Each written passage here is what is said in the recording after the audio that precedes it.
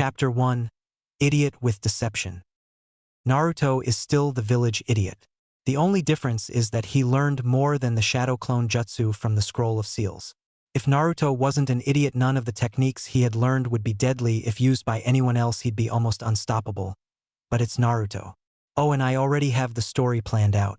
It will be huge in length, and since it's planned out, if you want to know a few spoilers, that won't exactly ruin it for you, because it won't tell you how it'll happen, then feel free to message me, edit. It's been years since this has been uploaded, so while I still have this planned in my head, I'm most likely going to change the future I originally had. And why for the love of God did I think that giving spoilers was good? This is also my first FIC. Disclaimer. I do not own Naruto, or anything Naruto related. It was another peaceful day in Konohagakure. Well, that of course was before people found out Naruto painted the Hokage monument, Naruto. Came the shout from behind him. Naruto darted away. He saw that his academy sensei, Iruka Umino, was chasing right behind him. He ran through the village that he had memorized like the back of his hand, trying his best to avoid his sensei. He just couldn't understand why he could flee every other ninja in the village except Iruka. "Aw, why is it you're always the one to catch me? Huh? Why is that Iruka-sensei?" he said after he eventually got caught up with. "Naruto, that's not the point. Now would you like to tell me?" He stopped, then his whole calm figure changed and yelled, "Why you're not in the academy right now?" Right, about that." After saying that, he was gone, running in the wrong direction. Academy. Iruka walked back to the academy, and when he got there he found Naruto in his seat. How is he here? He ran the opposite way, and if he went back the right way I would have saw him, Iruka thought, amazed, but decided that was a thought for another time. "Sorry I'm late to class," Iruka apologized. There was another Naruto incident. "That baka!" Sakura shouted out. Naruto got a lot of looks of disgust from his classmates. "For now I'm giving you all 30 minutes training time for tomorrow's graduation exam." Iruka then looked at Naruto. "Naruto, can you stay back for a few minutes? I need to talk to you." Naruto gulps, not knowing what is going to happen. Everyone then left the class, leaving Naruto alone in the class with Iruka, who was probably going to scold him. Iruka decided to start. "So Naruto, you got no proof it was me that painted the monument?" Naruto interrupted. Iruka gave Naruto a kind smile, then continued to say what he had to say. "Naruto, this isn't about that. But after class today, me and you are going to visit Hokage-sama about a few things." Confused, Naruto asks, "Then what are we here for?" "Well, I'd just like to ask how it is you are capable of hiding from ANBU in bright clothes, and also how are you able to outrun them?" Naruto tries to think of a way to say it. Well, when you have mobs of villagers and ninja trying to catch you, for as long as you can remember, you learn to be fast." Iruka felt bad for the kid in front of him, whom he used to hate and blame for his parents' death. If he is anything near the demon fox, he'd have taken action to all the shit he's taken. He truly believes that if anyone takes any time to actually get to know Naruto, they'd see he's a pure soul. "Naruto, what I came to talk to you about is your stealth and speed." He pauses, which is better than the average jonin. Naruto, shocked, asks, "You, how is it possible for someone that's not even a genin be better than a jonin at something?" "That's the ninja world for you," Iruka replied with a smirk. "Well, Naruto, after class, me and you are going to have a meeting with Hokage-sama." Iruka waved Naruto off to go and join his class, and found himself in deep thought, wondering about the wonders Naruto could do if he were to actually harness these skills. At the Hokage office. "Ah, Naruto, Iruka, I've been expecting you too," came a voice behind a chair. "Greetings, Hokage-sama," Iruka said. "Hey, old man. That chair will be mine sooner than I thought after what Iruka-sensei told me." "Naruto, that's no way to greet Hokage-sama." "Ah, but Iruka, it's fine." "Yes, Hokage-sama," Iruka said with a bow. "So Iruka, what brings you here?" asked the Hokage. "Well, Hokage-sama, Naruto has speed and stealth skills higher than the average jonin." While under normal circumstances Iruka would give out a detailed report, he knew the Hokage loved Naruto like a grandson and wouldn't want a report and would just like to hear it how it is. "Is that so?" Iruka nods. "Fine, then we'll test him right away, so long as that's fine with you, Naruto." Naruto's eyes widened. A test I can actually pass? He replied happily. Then he remembered he couldn't even pass the genin test. So even if he did good on this test, he still couldn't become a genin, so he frowned then said, "But it won't even matter. It won't help me get the stupid clone jutsu, so I can't pass the genin test." Naruto didn't understand why he couldn't learn the clone jutsu. It was meant to be the easiest of the 3 jutsu they test you on. He got the Kawarimi and transformation jutsu down, and they were meant to be harder. Hiruzen Sarutobi, the 3rd Hokage, saw where Naruto was struggling, and why he was, so he decided he'd do something he shouldn't do: teach Naruto the Shadow Clone Jutsu. While normally this would kill someone Naruto's age due to chakra exhaustion, Naruto was a special case, and it was due to that special case that he couldn't perform a simple clone jutsu. "Naruto, I am going to do you a favor. I'm going to teach you the Shadow Clone Jutsu." Iruka cut off the Hokage before he could continue, because he knows that very few people can use the Shadow Clone because of how much chakra it takes. With all due respect, Hokage-sama, but Naruto can't even do the clone jutsu, so how do you expect him to learn the Shadow Clone Jutsu? A jutsu that most jonin can't do more than one of. Hiruzen smiled at Iruka. He was one of the only people that cared about Naruto. He was glad he could trust Iruka with Naruto. "Iruka, I appreciate your concern, but the reason why Naruto can't perform the clone jutsu because his reserves are larger than mine, and his control sucks." Iruka was shocked. He said, stuttering, "Larger than yours?" "Yes, Iruka," the Hokage confirmed. Iruka, back standing tall in front of his Hokage, then asked, "But if his reserves are so large, why can't he do the clone jutsu?" "That's likely because he was born with those reserves, which explains his horrible control." "Hey, I'm right here," Naruto interjected, not paying attention to most of what was going on, but he heard the horrible control part. "Yes, Naruto, I know. I wouldn't have said it that way if you weren't," Hokage responded. Naruto looked confused, and the Hokage saw that, so he said, "You see, Naruto, I'm telling you this so you can improve your control." He then explained a little more about what he was saying to Naruto, and when Naruto finally understood, he got back on topic. "Ah yes, Naruto, I'll give you a scroll to get the shadow clone technique down. Then when you graduate the academy, I'll tell you its secret, which will help you with ninjutsu and chakra control." Naruto took the scroll, then left after saying his goodbyes, and he was very happy for once about the genin exams because he had a chance to pass for the first time. Next day, graduation exam. Naruto walked into the academy happy. His classmates didn't understand his smile, because they knew he was going to fail, so his classmate Shikamaru decided to go up to him. "Why are you so happy, Naruto? You do know today is the graduation exam, right?" "Yeah, I know, Shika, but I just got the Shadow Clone Jutsu down, and when I first tried it, I got well over 200 made." Shikamaru just froze out of shock, because he knew Naruto wouldn't lie to him, and he knew what the Shadow Clone Jutsu was. "Hey Shika, you there?" 200. Still shocked, he asked. "Yeah," Naruto smiled. Back to his senses, he asked, "How? My dad can only perform one, and then can only do 2 to 4 B rank jutsu afterwards. I changed C rank to B rank cause 2 to 4 Cs doesn't seem right. I have bigger reserves than almost everyone in this village, if not all," Naruto said, remembering last night. Shikamaru couldn't believe what he was hearing, so he just went back to his seat to sleep and hoped this was just a dream. Iruka 5 minutes later started class and called people up to do their jutsu test. Uzumaki, Naruto, he called last. "I want you to perform the transformation, then the substitution, and lastly the clone, or in your case the shadow clone." Some people in the class that were in clans got shocked at the last remark, and some were asking, how can the dobe be able to do the shadow clone jutsu? And then there was Sasuke, who was shocked, but all he said was "H-N." Kiba, being arrogant, asked, "Why does the dobe get to use a jonin-only technique, while we have to make a regular clone?" Before Iruka could answer, Sakura shouted out, "If Naruto Baka can do it, then Sasuke-kun can easily do it." Then came shouts of "yeah" from Sasuke's fangirls. Iruka then cut in and said, "Well, most of you could die from making one shadow clone because of small chakra reserves, but Naruto has a larger reserve than Hokage-sama, and actually anyone in this village. He actually has a larger reserve than everyone in this class combined, including Mizuki-sensei and me." No one interrupted anymore, but there was a lot of murmurs about it being a lie, and Naruto decided to start. He performed the first 2 without a problem. Then it came time for the shadow clone. "Okay, Naruto, perform as many clones as you can with doing at least 3 to pass."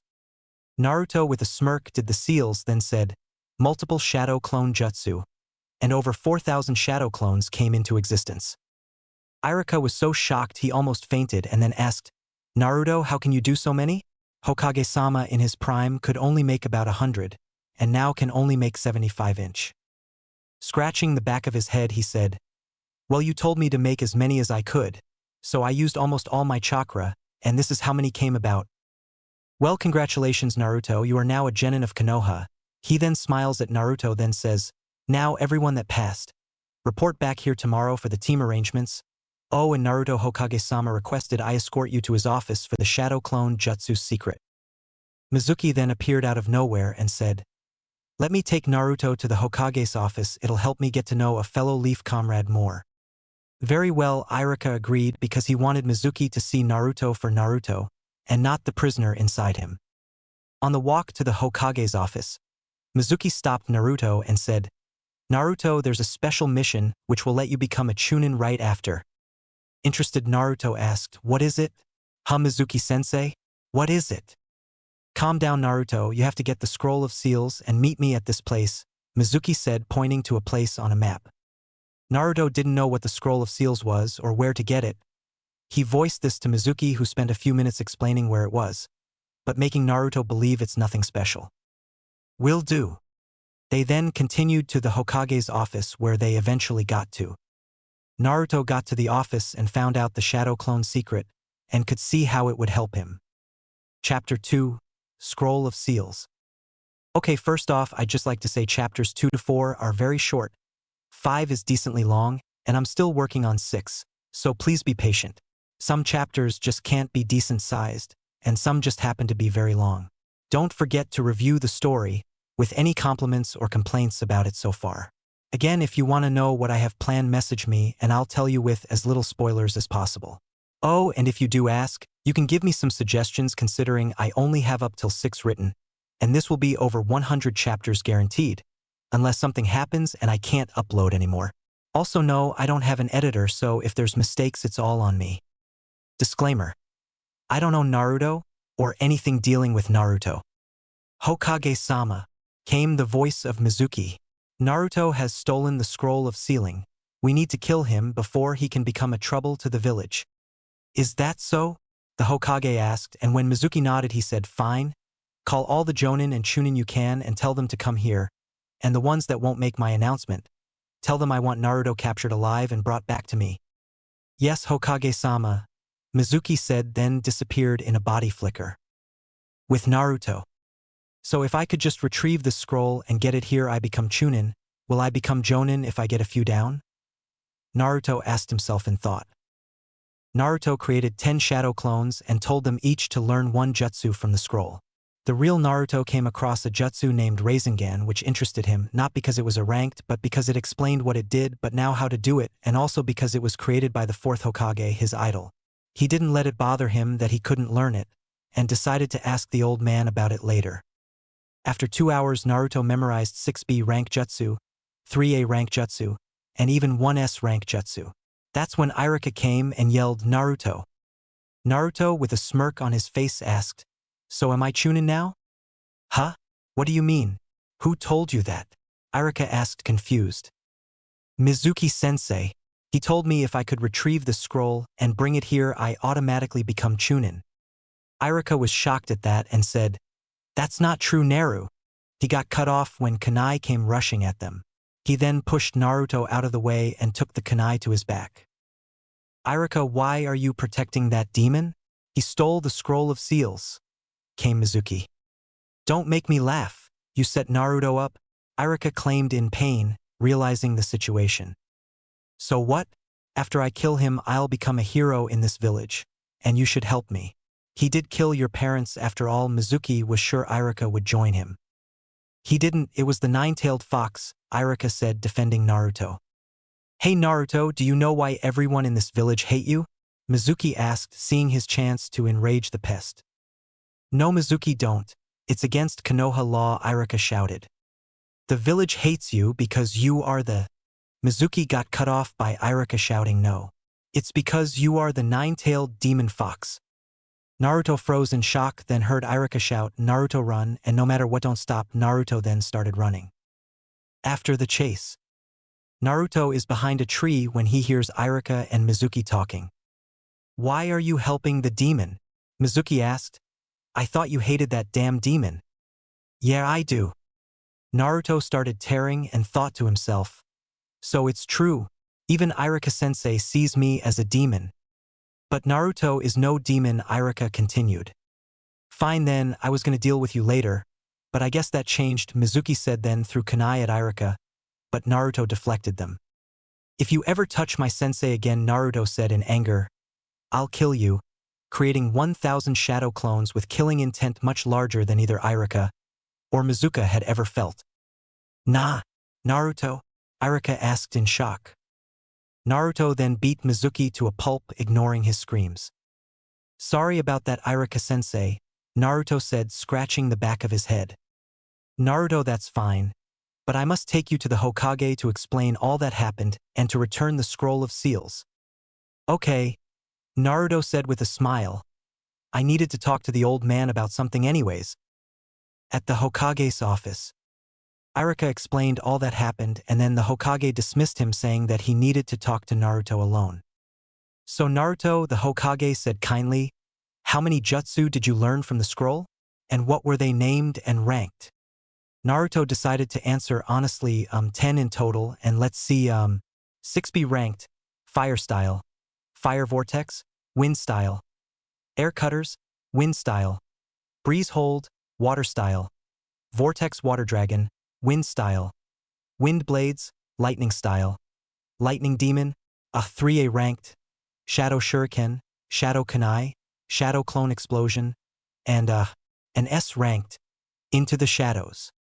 The Hokage nearly fainted at learning a 12-year-old learned an S-rank jutsu in 2 hours, even if this 12-year-old was Naruto. It amazed him more that it was Into the Shadows, in which only one person was able to learn, and that person couldn't even master it. After recovering from the shock, then said, "Well, Naruto, I have some good news for you. This will be put as a B-ranked mission on your info card, and you will receive a B-rank pay of 15,000 RO for catching a traitor." Naruto got shocked for a few moments, thinking of what he could do with that kind of money, then decided to talk. "Thank you, old man, so much." He then remembered what he saw on the scroll. I have a question." "Ask away, Naruto-kun." There's one jutsu called the Rasengan on the Scroll of Seals, but it doesn't tell you how to use it, and I'd like to know how, because it was invented by the 4th Hokage." The Hokage was shocked by the question, then answered, "I'll have someone teach it to you when I feel you are ready. If there's nothing else of importance, let me tell you who you'll be teamed with. It'll be Uchiha Sasuke and Haruno Sakura, led by Hatake Kakashi. For what you did today, I'm giving you 2 presents. The first is this bingo book, which I want you to memorize with shadow clones, and these chakra weights that I want you to start wearing after you ask Kakashi how they work." Hokage said, "Now go home and sleep. You have a big day tomorrow." Team 7 passed their True Genin test, and Kakashi taught Naruto how to use the chakra weights. It has been 2 weeks since Team 7 started doing team-building exercises and D-rank missions, and Naruto was tired of them and wanted a real mission, so today he'd ask the Hokage. Right now they are there to get a new mission. "Hey old man, can you give us a higher-ranked mission?" Naruto asked nicely without a shout, which surprised Kakashi, because Naruto was a big mouth, and he expected Naruto to shout at the top of his lungs for a better mission. "You see, I want to try my new jutsu somewhere. I'm ready, and Sasuke team over there may be emo, but he's ready, and lastly Sakura-chan may not be ready, but she will learn from this, and if anything happens we gave Kakashi-sensei, who is an A-ranked ninja, and one who has copied over 1,000 jutsu." The reasoning shocked Kakashi even more. It even shocked his teammates, but what Kakashi wanted to know is how Naruto knew parts of his bingo book entry. You had to be at least Jonin, or on a mission that it'd come in handy as a Chunin to get one. "Very well, but it is up to your Jonin-sensei to tell you if it's okay or not." The Hokage then looked at Kakashi. "So do you think they are ready for a C-rank mission?" "I'll actually leave it up to the team to decide." If the dope thinks he's ready, I know it's," Sasuke said arrogantly. "Yeah, what he said," Sakura said, giggling like a fangirl. "I guess that's a yes, Hokage-sama." "Okay, I have a C-rank ready right here. It'll be an escort mission to the Land of Waves." After he said that, a drunken old man walked into the room. "And here's your client. I asked for top-class protection, not some brats," the drunk said. I can assure you my team is capable. And if anything happens, I'm an elite jonin, Kakashi assured the man with a smile. We'll meet at the gates in an hour. Okay, see you in 3 hours, sensei, Naruto said like a smart-ass. Kakashi ignored it and left. At the gate, Naruto arrived after 2 hours. You're late, yelled Sakura. I don't see Kakashi-sensei, so that means I'm not late. Look, the client is just arriving anyways, Naruto replied. Turns out you were right, brat, the client said.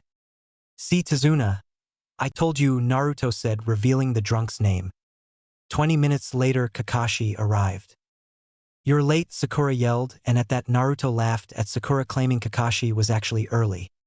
Confused, Sakura asked, What do you mean? Well, Kakashi-sensei is late to everything that isn't an A rank or S rank mission. 3 hours late. Today he is only 2 hours 20 minutes late, and it's only a C rank mission. Tazuna, Sakura, Kakashi, and even Sasuke looked at him like they were looking at someone different, so Naruto decided to say, when the Hokage told me why shadow clones are special, I decided to do research on Konoha's elite jonin, and all a ranked or higher ninja in the bingo book. Naruto, I'm not saying you stole that bingo book, but only jonin and ANBU have access to it, and some chunin who go on mission that can go wrong, and even then only the team captain gets one. Well, Gigi gave it to me as a present. Very well. Your knowledge of the bingo book will help you later on. Well, let's get going. A 5-minute walk after leaving gates, Kakashi, and somehow Naruto spotted 2 odd puddles, but both decided to ignore them. Then 2 ninja came out and killed Kakashi. That's when Naruto decided to use his jutsu, into the shadows, Shadow Shuriken, Shadow Kunai, Wind Style. Wind Blades. Naruto shouted out in that order, and one of the 2 was found dead, and the other unconscious. Good job, Naruto. We'll talk later, but I need to talk to Tazuna. Everyone other than Naruto looked shocked that Kakashi was still alive, and Sasuke just looked angry cause the dope knew 4 jutsu he didn't. Kakashi found out what was happening, and that this mission was already be ranked and might turn a ranked.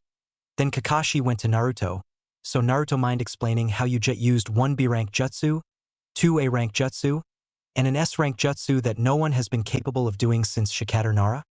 I learned 10 jutsu from the Scroll of Seals, and yes, the Hokage knows, and those were 4 of the 10-inch, Naruto replied. I'm not even going to ask how you learned 10 jutsu in a few hours, but how did you learn into the shadows? Well, I just think of hiding and then think of how I do the Shadow Kunai and Shadow Shuriken, Naruto said, getting a shocked Kakashi, because it's so simple yet so complicated. Naruto and Kakashi talked some more, then they reached Wave after traveling on a boat. At the forest for the tree walking exercise. Sakura already got the tree walking exercise down, and Kakashi let her help Tazuna in town, and then Kakashi left. Of course, he's an amazing sensei, not going with Sakura, but not staying with Naruto and Sasuke, leaving Naruto and Sasuke alone. Dobe, how do you know so many jutsu? Demanded Sasuke. Everyone has their secrets. Naruto paused, then continued. Sasuke, how about we both help each other out? That way if I need help I can rely on you. Naruto got cut off before finishing. Yeah, and what can a dobe like you offer me? I was getting there, Naruto said, a little annoyed. You will get my full support when it comes time for you to get your revenge. How can you help? I have more jutsu than you and I am faster than you. I can help. But Sasuke, we are no match combined with Kakashi for Itachi. He isn't S-ranked for no reason. Let us both train together and I can… No, I will help you. HN fine, but add to the deal. Any fire jutsu you teach me, Sasuke demanded. I have a B-rank 1 already. I'll teach it to you after we are done with getting this exercise down. Sasuke gave a small smirk at that, then said, Hey Naruto. Yeah. Thanks. No problem. A week passed and both Naruto and Sasuke got the tree climbing exercise down, so Kakashi gathered his whole team. Okay team, I'm going to teach you all your elemental affinity. Thank you sensei, Naruto shouted. Okay, take a slip of this paper and channel chakra into it. After they all channeled chakra into the paper, Kakashi looked at the results. Sakura had a low affinity for earth. Sasuke had a high affinity for lightning and a very high second affinity for fire. Naruto had a very high affinity for wind and a second affinity for fire, which was higher than Sasuke's, which shocked Kakashi. Okay team, what I'm gonna have you all do is Jonin level stuff. But I trust all of you to finish it. Kakashi then looked at Sakura. Sakura, I want you to take a leaf and make it crumble to dust. He then looked at Naruto and Sasuke. Both of you two boys will do your first affinity first. Then when you are done, I'll tell you how to do the second. So Sasuke, I want you to make a leaf crinkle, and Naruto, I want you to make a leaf split in half. All of this must be done with your chakra, he said. The last part only after he saw Naruto about to rip his leaf in half with his hands. Sasuke, still want that jutsu I promised you? Naruto asked. HN was his reply. Okay, fire style. Fire vortex? Naruto said, and a vortex of fire went to the lake behind the house. That's the jutsu. If you have trouble with it, ask me for help. He gave Sasuke the instructions on how to do it, which hand seals are needed, and what to think about. Kakashi, who was watching from the sidelines, was impressed, because Sasuke was accepting help. Naruto, how do you know so many jutsu? Sasuke asked and didn't demand for once.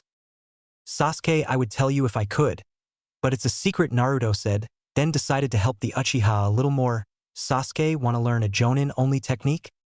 You mean the shadow clone? Sasuke received a nod from Naruto. Yeah, that'd be good. But first I'd like to know the most you can make. I'd say about 8,000.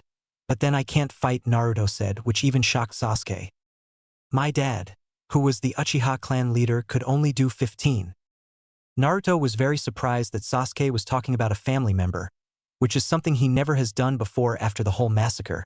So he decided to ask, Sasuke, I won't mind a no for this, but do you think you can take me to your clan library, so I can maybe learn a Winjutsu or two? Sasuke smiled and said, sure, but only after I learn the shadow clone. Naruto smiled and showed Sasuke how to do it, and Sasuke got it after 2 tries and created 2 clones. Then said while panting, wow, 2's my limit. Well then, a deal's a deal. I'll take you after this mission. After that was said, Kakashi appeared. Aren't you two supposed to be training with the leaf? Naruto was first to say something. Well, you never told us how, and Sakura isn't even here. Kakashi didn't want to tell them how, but with what Naruto said he now had to, okay Naruto, for you I want you to think of a blade cutting the leaf. As for you Sasuke, I want you to think of the leaf being zapped. Sensei, I think you should let Sasuke rest for now, he has very little chakra left. Hell, it seems if he does a simple clone he'll fall down. Very well, start tomorrow. Sasuke, you can go back to the house. I want to talk to Naruto. After Sasuke left, Kakashi started talking again. Okay Naruto, I know the D ranks pay for your rent and basic food, but Naruto, I think I can help you with getting extra Ryo. I'm going to teach you how to use a storage seal, and you should collect any weapon or anything valuable you find and put them in these. You can then sell what you find or keep it for later use. Yes, sensei. When it started to become dark, Kakashi told Naruto he should leave, but Naruto decided to wait around and stayed to try to learn to draw his own functional storage seals. It only took him 15 minutes with shadow clones to learn how to activate them, so he decided to use 10 and each started to attempt it. 2 hours after Kakashi left, Naruto finally figured it out. At Tezuna's house next morning, Team 7 all woke up and met for breakfast. Okay team, you're going to practice your elemental training again today. If anyone shows progress, report it to my shadow clone. I'll leave with you all. It'll tell you what you're doing right and what you're doing wrong. He then looks at Naruto and Sasuke. Sasuke, only use 1 clone to help, and when you feel drained, dispel it and then take a break. Then continue with no clone. Naruto, I want you to only make 25 clones, no more for this training. But because of your chakra, you can replace them each time they dispel. And don't forget, try dispelling as little as possible at a time. Hi sensei, all 3 shouted in unison. I'll be watching over Tezuna. If my calculations are right, Zabuza will be up and ready in just 5 more days, so I'll let you all train for 3 more days. The 4th day you'll all have a break, and the 5th day we will all go to the bridge, and Naruto will leave 10 clones here, with 8 of them hiding and 2 around, just in case they target Tezuna's family. Okay, head out to train. At the same training place as yesterday. Once they got to the training place, Naruto created his 25 clones and Sasuke created his 1 clone, and then all 3 people on the team started trying to do their elemental training. After Naruto started, he created another 10 clones. And then Sakura shouted, Naruto Baka-sensei said only to use 25. Sakura, he said 25 for this training. I'm sending these other 10 to the lake to learn water walking. But. Sakura, shut up, me and the Dobe are actually trying to train. Something you should do as well, Sasuke said. Thanks, team. 3 hours had passed and so far and Sakura had no progress, while Naruto had gotten a small rip, and Sasuke got a very tiny spot of the leaf to crinkle. Kakashi then appeared. Okay team, I think that's enough for now. Let's return back to Tezuna's. You can all continue tomorrow. Day of the bridge battle. Okay, if I'm right, Zabuza will attack today. Naruto make the 10 clones and have 8 hide, and only come out if one of the other 2 dispel. I got it, he said as he made 10 clones. You all know what to do. Okay, let's go. They all walked to the bridge with Tezuna, and 5 minutes after they go to the bridge, Naruto stopped and said, "It's begun. Everyone stay on guard. The mist is getting thicker," Kakashi announced. "Kakashi of the Sharingan, we meet again, and this time I will kill you," came the murderous voice of Zabuza Momochi. "I see my suspicions that you were alive were true," Kakashi replied. "Okay team. Sakura, you guard Tezuna. Naruto and Sasuke take out Zabuza's helper. I'm not mentioning the Kakashi-Zabuza fight, it'll be like in canon, but the only difference is Zabuza dies. Both of you combined can't beat me," said the masked guy. "You should feel lucky you get to fight the last Uchiha," Sasuke said. "Team, didn't we say no more last Uchiha shit? HN. You two might be a challenge, demonic ice mirrors. You will die now. No one can break these mirrors, not even Zabuza-sama. Sasuke, try using your fire jutsu to bring those down," Naruto said. "Fire style. Grand fireball," Sasuke yelled. "Nothing, it doesn't come down." "I already told you, you can't bring these mirrors down," the masked guy said again. "Multi-shadow clone," Naruto said, and 50 shadow clones came about. The masked man then started throwing Senbon at all the clones and all dispelled and a few hit the real Naruto and Sasuke. This cycle continued another 4 times, then Sasuke unlocked his Sharingan and saw where the masked guy was. He then used his grand fireball and the mask came off, then the masked guy killed Sasuke. You killed him." Naruto started going berserk, then didn't know what he was doing. Inside Naruto's mindscape. "So my jailer has finally come to see me," said a mysterious voice. "Who are you?" asked Naruto. "I am what's inside you, the Kyuubi no Yoko," the Kyuubi said with a lot of killer intent. "What do you want?"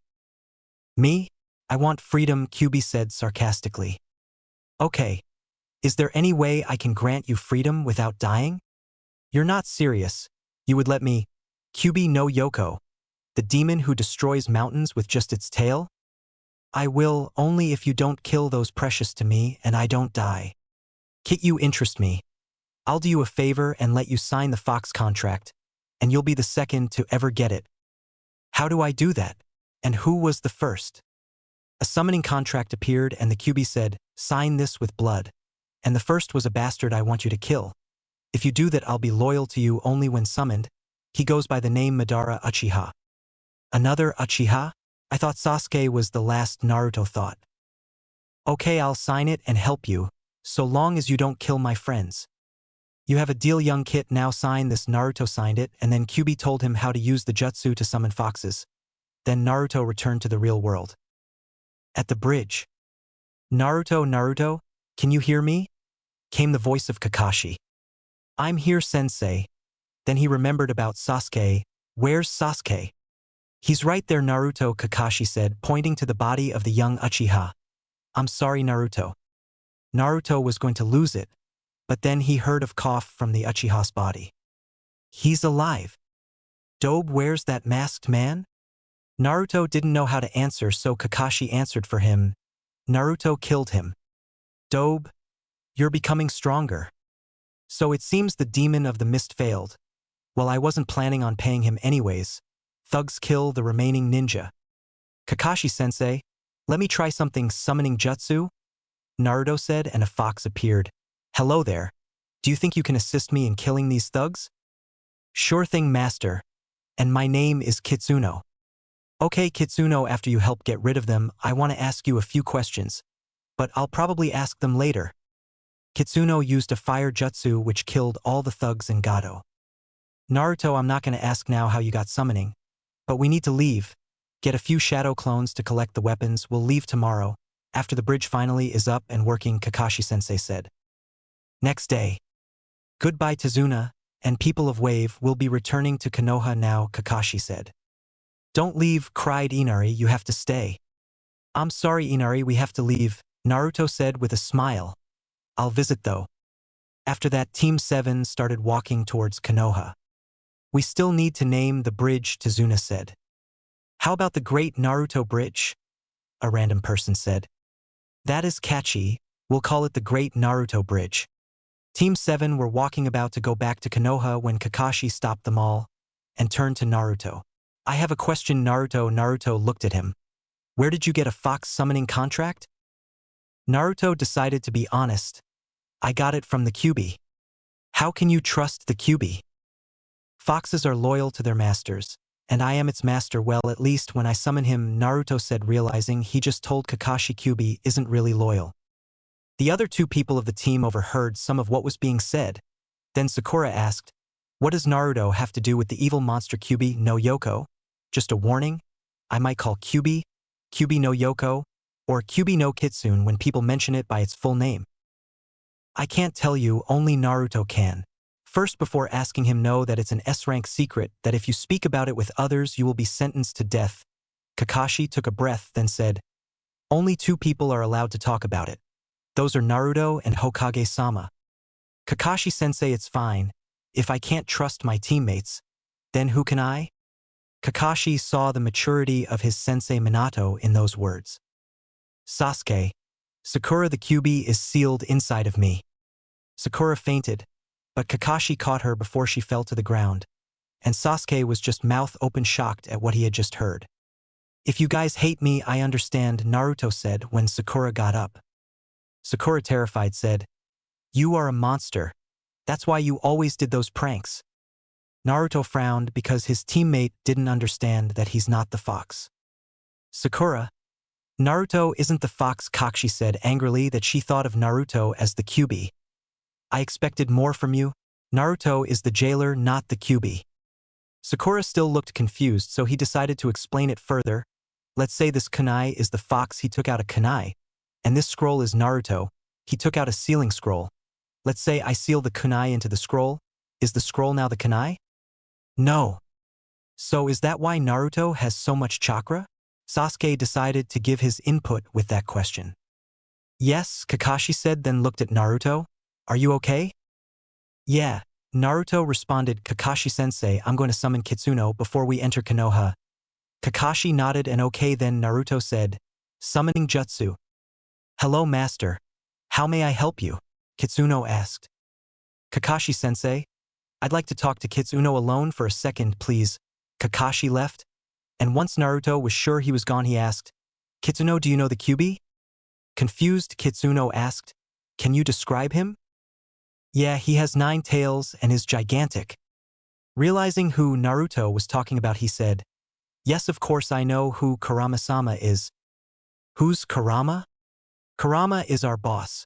We haven't seen him in around 100 years, but we believe he is alive.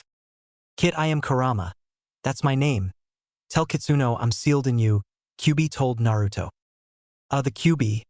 Kurama said he's sealed inside of me. Kitsuno's eyes widened in joy. So Kurama-sama is still alive. Okay, just a question. This is why I summoned you. I want to know if I can summon him? Yes, go ahead and try it. He'll be smaller because of the area, but he'll be all-powerful. Will he attack my village again, and will I die? No to the village, and I'm pretty sure you won't die. Not completely sure there, because you'll summon Kurama-sama, but he'll still be connected to you. Thanks. Well, here goes nothing, summoning jutsu. Hello, Kit, came the voice of a fox with 9 tails about Naruto's height, when on all 4. Is that you, Kyuubi? Naruto asked, slightly scared. Yes, and don't worry, Kit. I can't kill you or anyone you care about. All because of this damned contract. Okay, that's good, Naruto said, then shouted, Kakashi-sensei. Bring the team here. What? Kakashi said when he came over. Then he stood frozen when he saw a fox that looked like a mini Kyuubi. Everyone, meet the Kyuubi. Naruto smirked. Kakashi then had a talk with Naruto and the rest about not telling any of this to anyone, and for Naruto to not summon unless necessary. Naruto also found out from Kurama to add these names to the end after saying summoning jutsu. So he can get certain summons. Den, for babies, probably useless, you never know. Ki for foxes in training. Kit, for foxes that are still weak in training, but can fight. Q, for what's considered chunin and jonin in the ninja world. And lastly core, for the masters, which Kurama himself is one of 4. Gate of Konoha. The eternal gate guards, Kotetsu Higane and Izumo Kamizuki, welcomed the team back. Afterwards a pair of Anbu appeared and said, "You are summoned to a council meeting." The other said, "Don't be late, Kakashi-senpai, and don't forget your team." When the 2 Anbu left, Kakashi said, "Well, better not let them wait." At the meeting, "Where is the team?" one of the civilians asked. "Patience," the Hokage responded. "It's been 30 minutes since the Anbu returned," another said. Then Kakashi entered, "Sorry for being late." "We can now begin," the Hokage announced, and then went through the mission overview he got from Tazuna by messenger bird. When he finished reading it, he asked, "Now who wants to state something or ask questions?"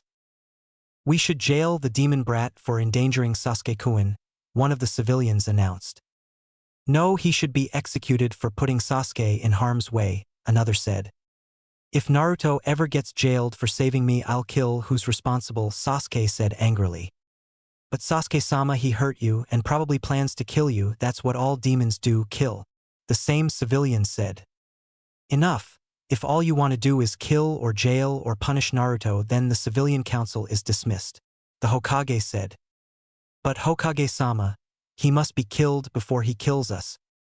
Leave now." "But now." The civilian council left pissed. It seemed they were plotting something against Naruto, but the Hokage decided to let it be until it happened. "So anyone left want to ask something?" "Yes. Just how powerful is Naruto?" Shikamaru's father asked. "Stronger than a lot of chunin," the Hokage replied. "Then why isn't he a chunin? I know Sasuke could be low chunin, and if anything Sakura's reserves are low enough to have perfect control for medical jutsu, which if she learns will earn her a promotion to chunin. It's because of lack of experience.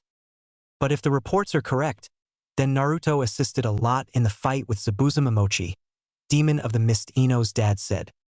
"Yes, the reports are correct. If it wasn't for Naruto, and little help from Sasuke, I would be dead," Kakashi said. "Okay, let's have a vote. All those in favor of promoting Naruto to chunin?" the Hokage asked, knowing there needs to be a 2/3 vote for it to be accepted.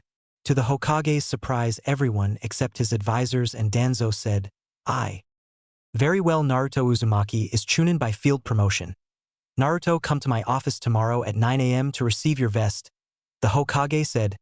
"Now all those in favor of promoting Sasuke to chunin?" Once again the Hokage was shocked, because Sasuke received exactly 2/3 of the council's vote, so he had to promote him. "Very well, Sasuke Uchiha is chunin by field promotion. Come to my office with Naruto tomorrow." "Gigi, do you think I'm ready for chunin? I want it, because it's a step closer to me becoming Hokage, but I don't deserve it." "Son, you just proved you are chunin material," Choji's dad said. It has been 3 days since Naruto and Sasuke got promoted, and they were given a 4-day off to celebrate their promotion. So naturally Sasuke was being antisocial and just responding with his normal HN when someone talked to him. Team 7 met at their normal training ground, but knew Kakashi wouldn't be there today because he was on a mission. They arrived to the training ground at around noon, and they all agreed to stay there all day to get stronger. "Okay, any suggestions on how we should train today?" Naruto asked Sakura and Sasuke. "Sakura, how about you come up with a schedule? Because you're the brains. Then Sasuke can refine the schedule to fit us all." HN. Okay, Sakura said, "How about we start off with chakra control and do that till 1:30 p.m. Then we all go on a 30-minute break for lunch. Then at 2 we start learning to control out affinities until 5 because that will take the longest. Then from 5 to 6 we do physical training. Then leave for the day." Sakura then looked at Sasuke and asked, "Is that a good plan, Sasuke-kun?" Sasuke was actually thinking about that schedule, and after a few moments he came to the conclusion that it was a very well laid out schedule, but realized it could be adjusted a little. "It's not a bad schedule, except how about me and the dope do chakra control from now till 2:15, and at 1:30 you start your affinity training until we are done. At 2:15 we go for a 30-minute lunch break. Then after we come back at around 2:45, we do stretches and basic exercises. Then at 3, we all do affinity training till 4:30. And then from 4:30 till 5, we do jutsu training. Finally, from 5 to dark, we do physical training by sparing each other. After the wave mission, Sasuke had realized that he would need his team to help him take down his brother faster, because he realized he isn't strong enough yet, and neither is the whole team, but together they can cut the time for him to kill Itachi. Sasuke still thinks he can do stuff alone faster, but when the team wants him to train with them, he joins in. Okay, let's all start. Sasuke, I know you can make one shadow clone while still being able to do stuff, so create one while we do this. After it dispels continue without clones, and so I'm not at a huge advantage. I'll only use 20 clones on chakra control, 10 affinity control, and 10 for jutsu. Naruto, can you create 2 clones right now to get us a scroll on chakra control from the library? Naruto frowned at being asked to go to the library where they just kick him out because of what he holds, and after Sasuke looked at him to see if he'd make the clones, he knew why he didn't do anything. Dobe, you're a ninja now. You can't be denied access to ninja areas no matter how much someone hates you. Since you're only a genin like us, we can only get into areas that have C-ranked stuff without need of permission. Edit note. I'm pretty sure Naruto and Sasuke are chunin now, but I'll leave that in there, and just let us all assume they just haven't gotten their vests yet. Sasuke usually ignores Naruto's problems unless it dealt with what he holds inside. If it was with the Kyuubi, he'd tell him what to do. Any other problem would be ignored. After Sasuke's words lightened Naruto up a bit, Naruto created the 2 required clones, and had them performed into the shadows to get there at half the speed. Into the shadow speed depends on how many shadows there is. If none are available, it'll create one, but move slower. And after 20 minutes, the 2 Naruto clones returned with 2 scrolls, one for chakra control exercises they could perform, and him thinking ahead for once a scroll with a few D-ranked and C-ranked jutsu. Team 7 started training at 12:30 because they took 5 minutes to locate a lake or pond. The first chakra control exercise was water walking, which came after tree walking, which they've all mastered. Once they located a pond, Naruto stripped down to his boxers, because he had a feeling he was going to get wet. Baka, put your clothes back on, Sakura shouted at Naruto. Sakura-chan, we are trying to walk on water here. If we get it wrong, we'll fall in and get wet, and I don't want my clothes to get wet. Sakura was amazed at the logic Naruto put forward, but still said, Baka, it's not polite to just randomly strip down in front of a lady. Look at Sasuke-kun, he's still wearing his clothes and he's going to do the same exercise. Sakura turned to see Sasuke had just striped down to his boxers like Naruto did. Then she fainted with a bloody nose. 3 minutes later, Naruto and Sasuke finally got Sakura to awake. Sakura, get up, we are wasting time, we have to get this exercise done with, to improve out control. Sakura didn't realize Sasuke was in his boxers when she got up. That was a nice dream. Sasuke-kun was wearing nothing but his boxers, she thought, then looked and noticed he was actually only wearing boxers. Is this a dream? She asked. Sasuke tried really hard to not facepalm himself. Sakura, for once the dobe is right. It's better to wear the least possible so not all our clothes gets wet. We aren't asking you to strip down, but it'd be for the best in case you fall in. Sasuke left Sakura after saying that and headed to the water, where Naruto currently was with clones. He went there after Sakura got up, falling in multiple times. Once Sasuke was at the water, Sakura started questioning if she'd feel okay in her bra and panties around her teammates. After wave, she decided it's time to take being a shinobi seriously, and if she couldn't show a little body around her teammates, how would she ever be a good kunoichi? I probably spelt it wrong. Someone correct me for later chapters. Considering kunoichi are supposed to do missions where they are obligated to show their bodies.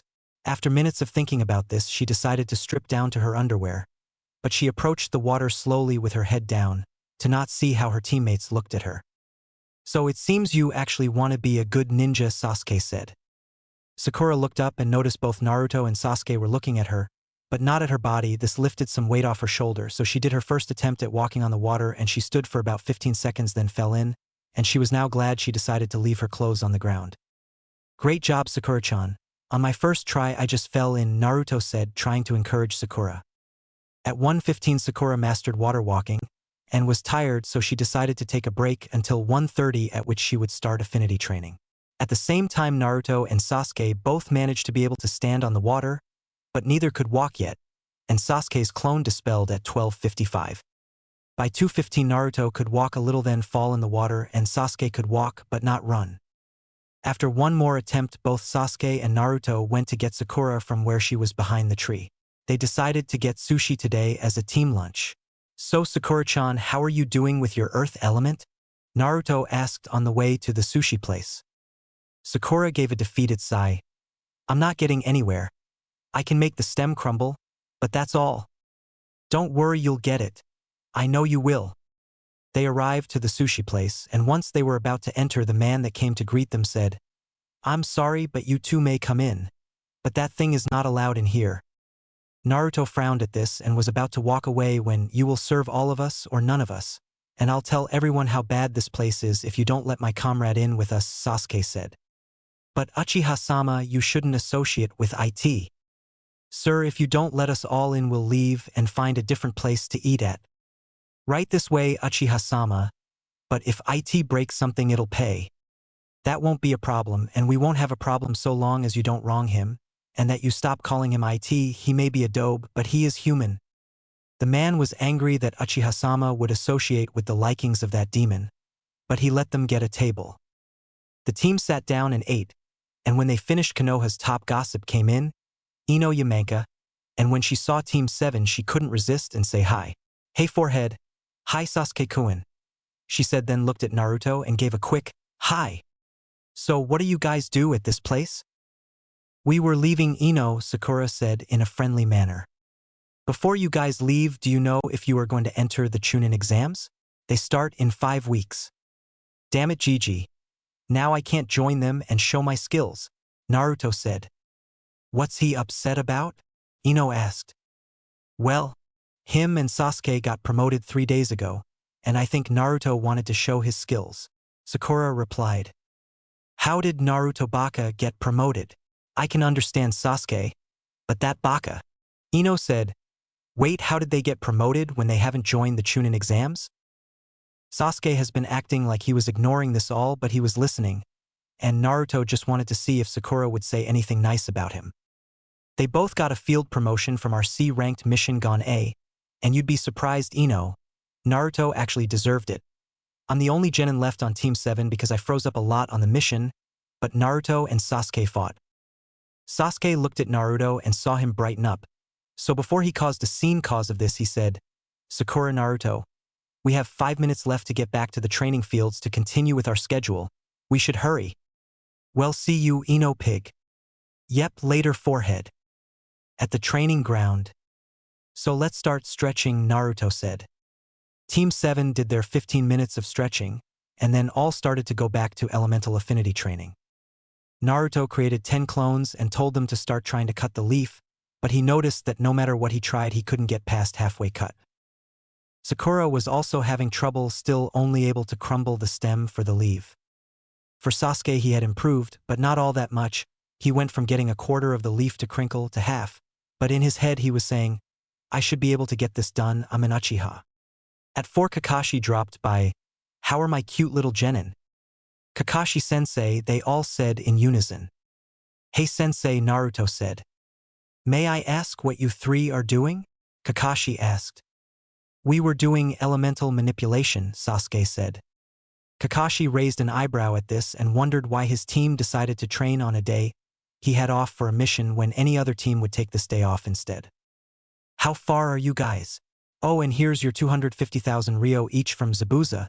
He had a bounty of 1,250,000 inch. All 3 looked shocked at the money they just received, and Naruto opened his bounty book to see if Kakashi was lying. Once he flipped to Zabuza's page, he realized that Kakashi wasn't lying, but if he went to Wine Country, he could have got 2 million. So is my team getting anywhere in elemental manipulation? I can't get more than halfway, Naruto claimed. I can get the stem, but that's all, Sakura said. I don't know what I'm doing wrong. I'm doing what is supposed to be done. But I'm like the dobe over there, getting only halfway, Sasuke said. How about you 3 stop elemental manipulation and find someone with your element? Naruto, tomorrow go to Asuma. Sasuke, tomorrow meet with me, and Sakura, tomorrow go to Ebisu, Kakashi said. Well, I'm leaving now. I'll tell Asuma and Ebisu to train you guys tomorrow, but you'll have to find them. Thank you, sensei, Sakura and Naruto said. HN, said Sasuke. Kakashi left the 3 alone once again, and now they had something to do tomorrow. Well, since Kakashi basically told us to stop elemental manipulation, let's start jutsu training. This adds an hour to it. Naruto, you can use 25 clones instead of 10 like you said, Sasuke said. Even though Sasuke was encouraging Naruto, inside he felt jealous. He felt jealous because Naruto had all this chakra and could last in a fight longer than him. Naruto could make hundreds of shadow clones without feeling anything, while he could only make one and still feel it. Even though he knew Naruto could help in fight Itachi, he still felt that he should be ahead of Naruto. Okay, Naruto created 25 clones and had them split into 5 groups, one group to learn the teleportation/shunshin, one to perfect all his clone techniques, Shadow Clone, Shadow Shuriken, Shadow Kunai, Shadow Clone Explode, one to increase hand seal speed, one to read jutsu theory, and lastly one to point out the visible flaws. The groups consisted of 5, 5, 5, 5, and 4. With the last clone, the real Naruto took it to train with into the shadows. Team 7 continued this training for 2 weeks. Naruto could finally cut a leaf fully, Sasuke could make the whole leaf crinkle up, and Sakura was slower in progress but still did good. She could crumble half the leaf now. Naruto and Sasuke both got water walking down, while Sakura got leaf spinning down. Team 7 was becoming a powerful team. In 3 weeks, the Chunin exams start and their whole graduating class would join, except them. Team 7 was going to do more training today, but the Hokage summoned them. Team 7 present Hokage-sama, Kakashi said. It says here that your team has done at least 10 more D rank missions than any other team, so I've decided that your team will do a C rank mission. The Hokage looked at a small list of C rank missions. How about this one? You are to destroy a bandit camp. The pay will be 4,000 Ryo. Okay, Hokage-sama, Kakashi said. Team, meet me at the main gate in 30 minutes. At the main gate. Of course Kakashi-sensei would be late. Naruto sighed. Kakashi was supposed to be at the gate 2 hours ago, but knowing Kakashi he wouldn't be there for another half an hour, because he's always at least 3 hours late, unless it's a ranked or higher. Yo, Kakashi said. You're late, Sakura shouted. No, he's early, Sakura-chan, Naruto said.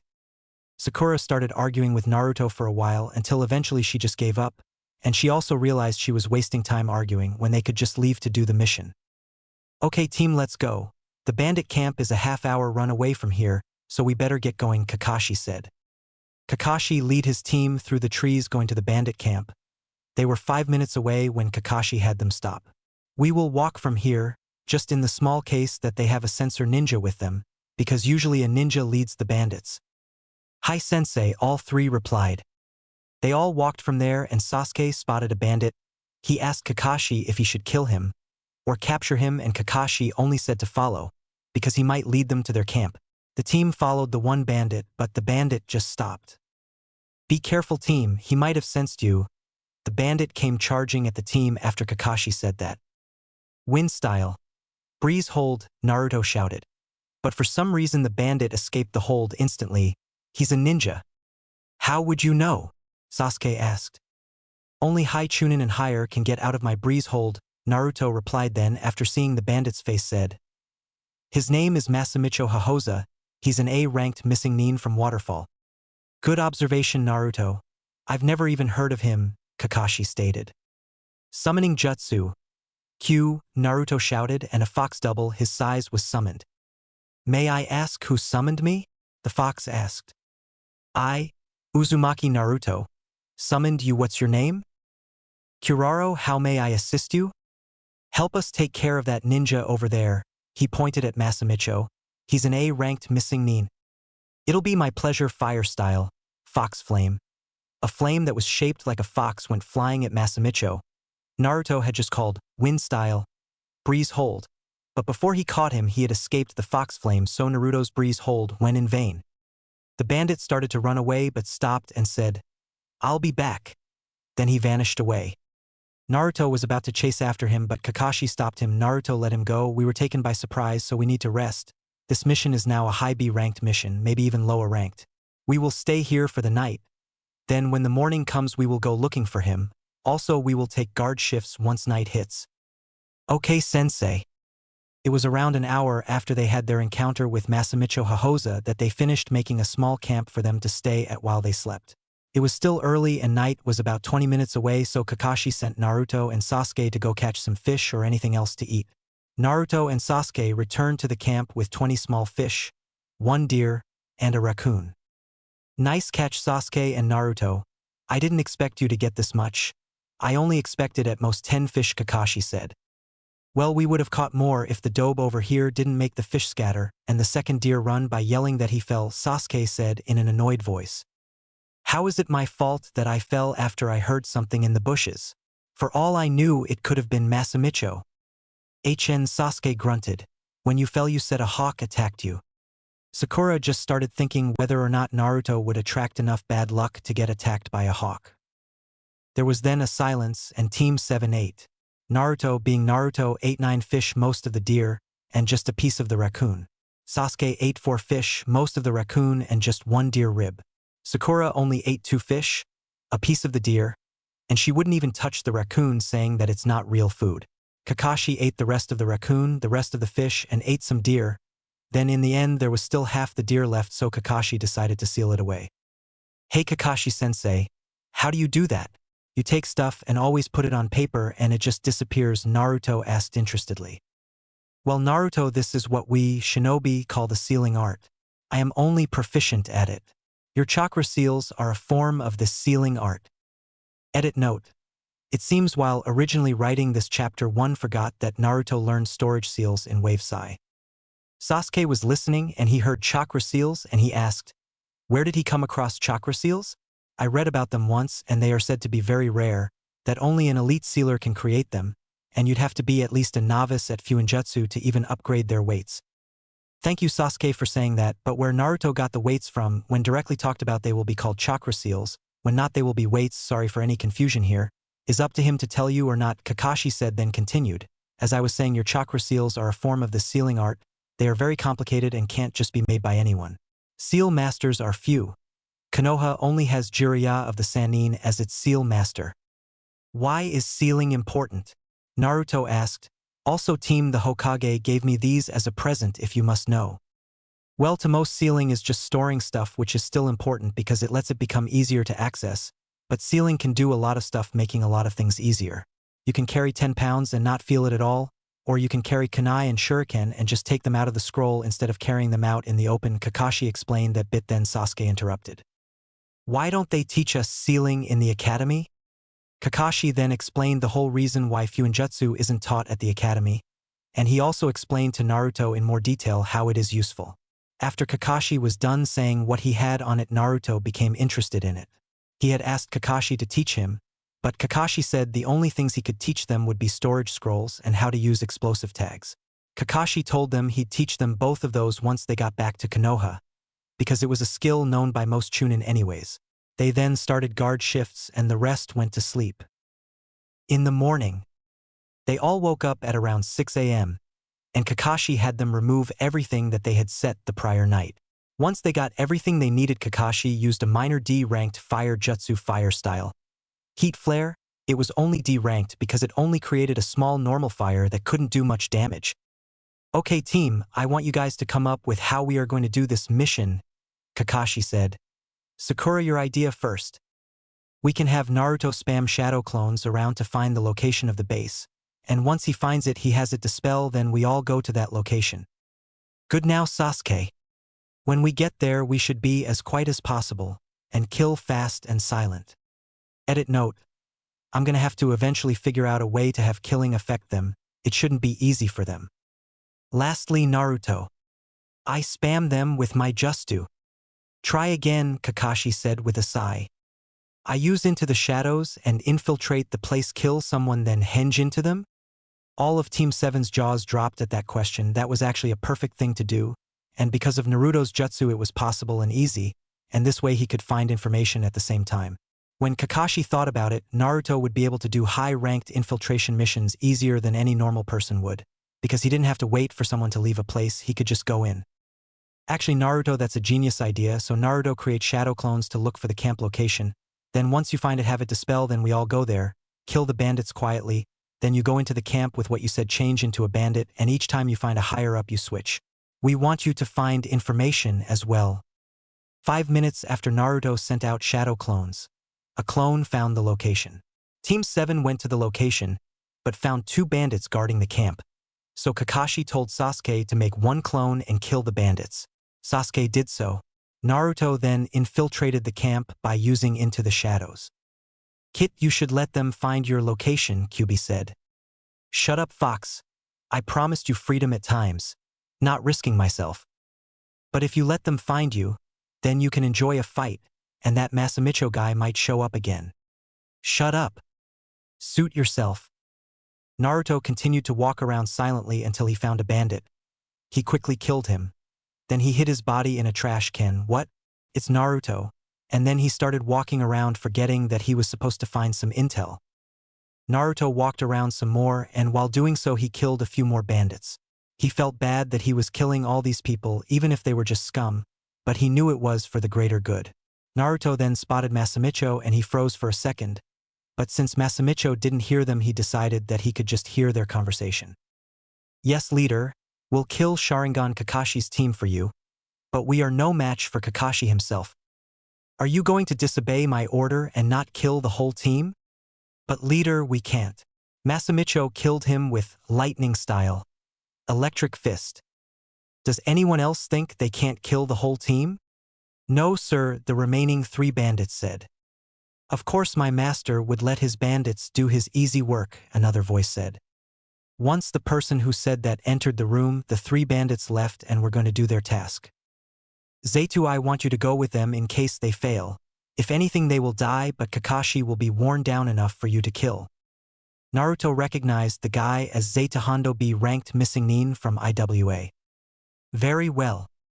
Once Zaytu left, Naruto knew he'd have to go inform his team, because he knew that Masamicho wasn't dumb enough to think that 3 bandits and an ex-Chunin would beat Kakashi, so he would surely come afterwards. Naruto found Kakashi and the team before the bandits. Kakashi-sensei, 3 bandits and B-ranked Zaytu Hondo are coming to try and kill us. Masamicho didn't say he was going to join in, but he isn't dumb enough to think an ex-Chunin and 3 bandits would kill us. Smarter than we thought, a voice came from away. Fire style. Fire vortex, Sasuke shouted. Just because you know Masamicho-sama will come won't help you, Zaytu said, earth style. Earth spears. The spears hit no one. They all continued fighting for a while and the 3 bandits were killed. Sorry, I suck at fight scenes and it's 9 p.m. right now and I want this to still be posted Thursday, because if it's not posted today it won't be till Saturday at the least. Then Masamicho appeared. Zaytu, why doesn't Kakashi look tired? Edit note.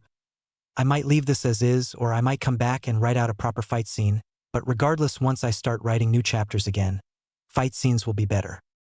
Sorry Masamicho-sama, but I couldn't get anywhere once he revealed his Sharingan not too long ago. Very well. I'll just finish him with my best jutsu. But you'll die.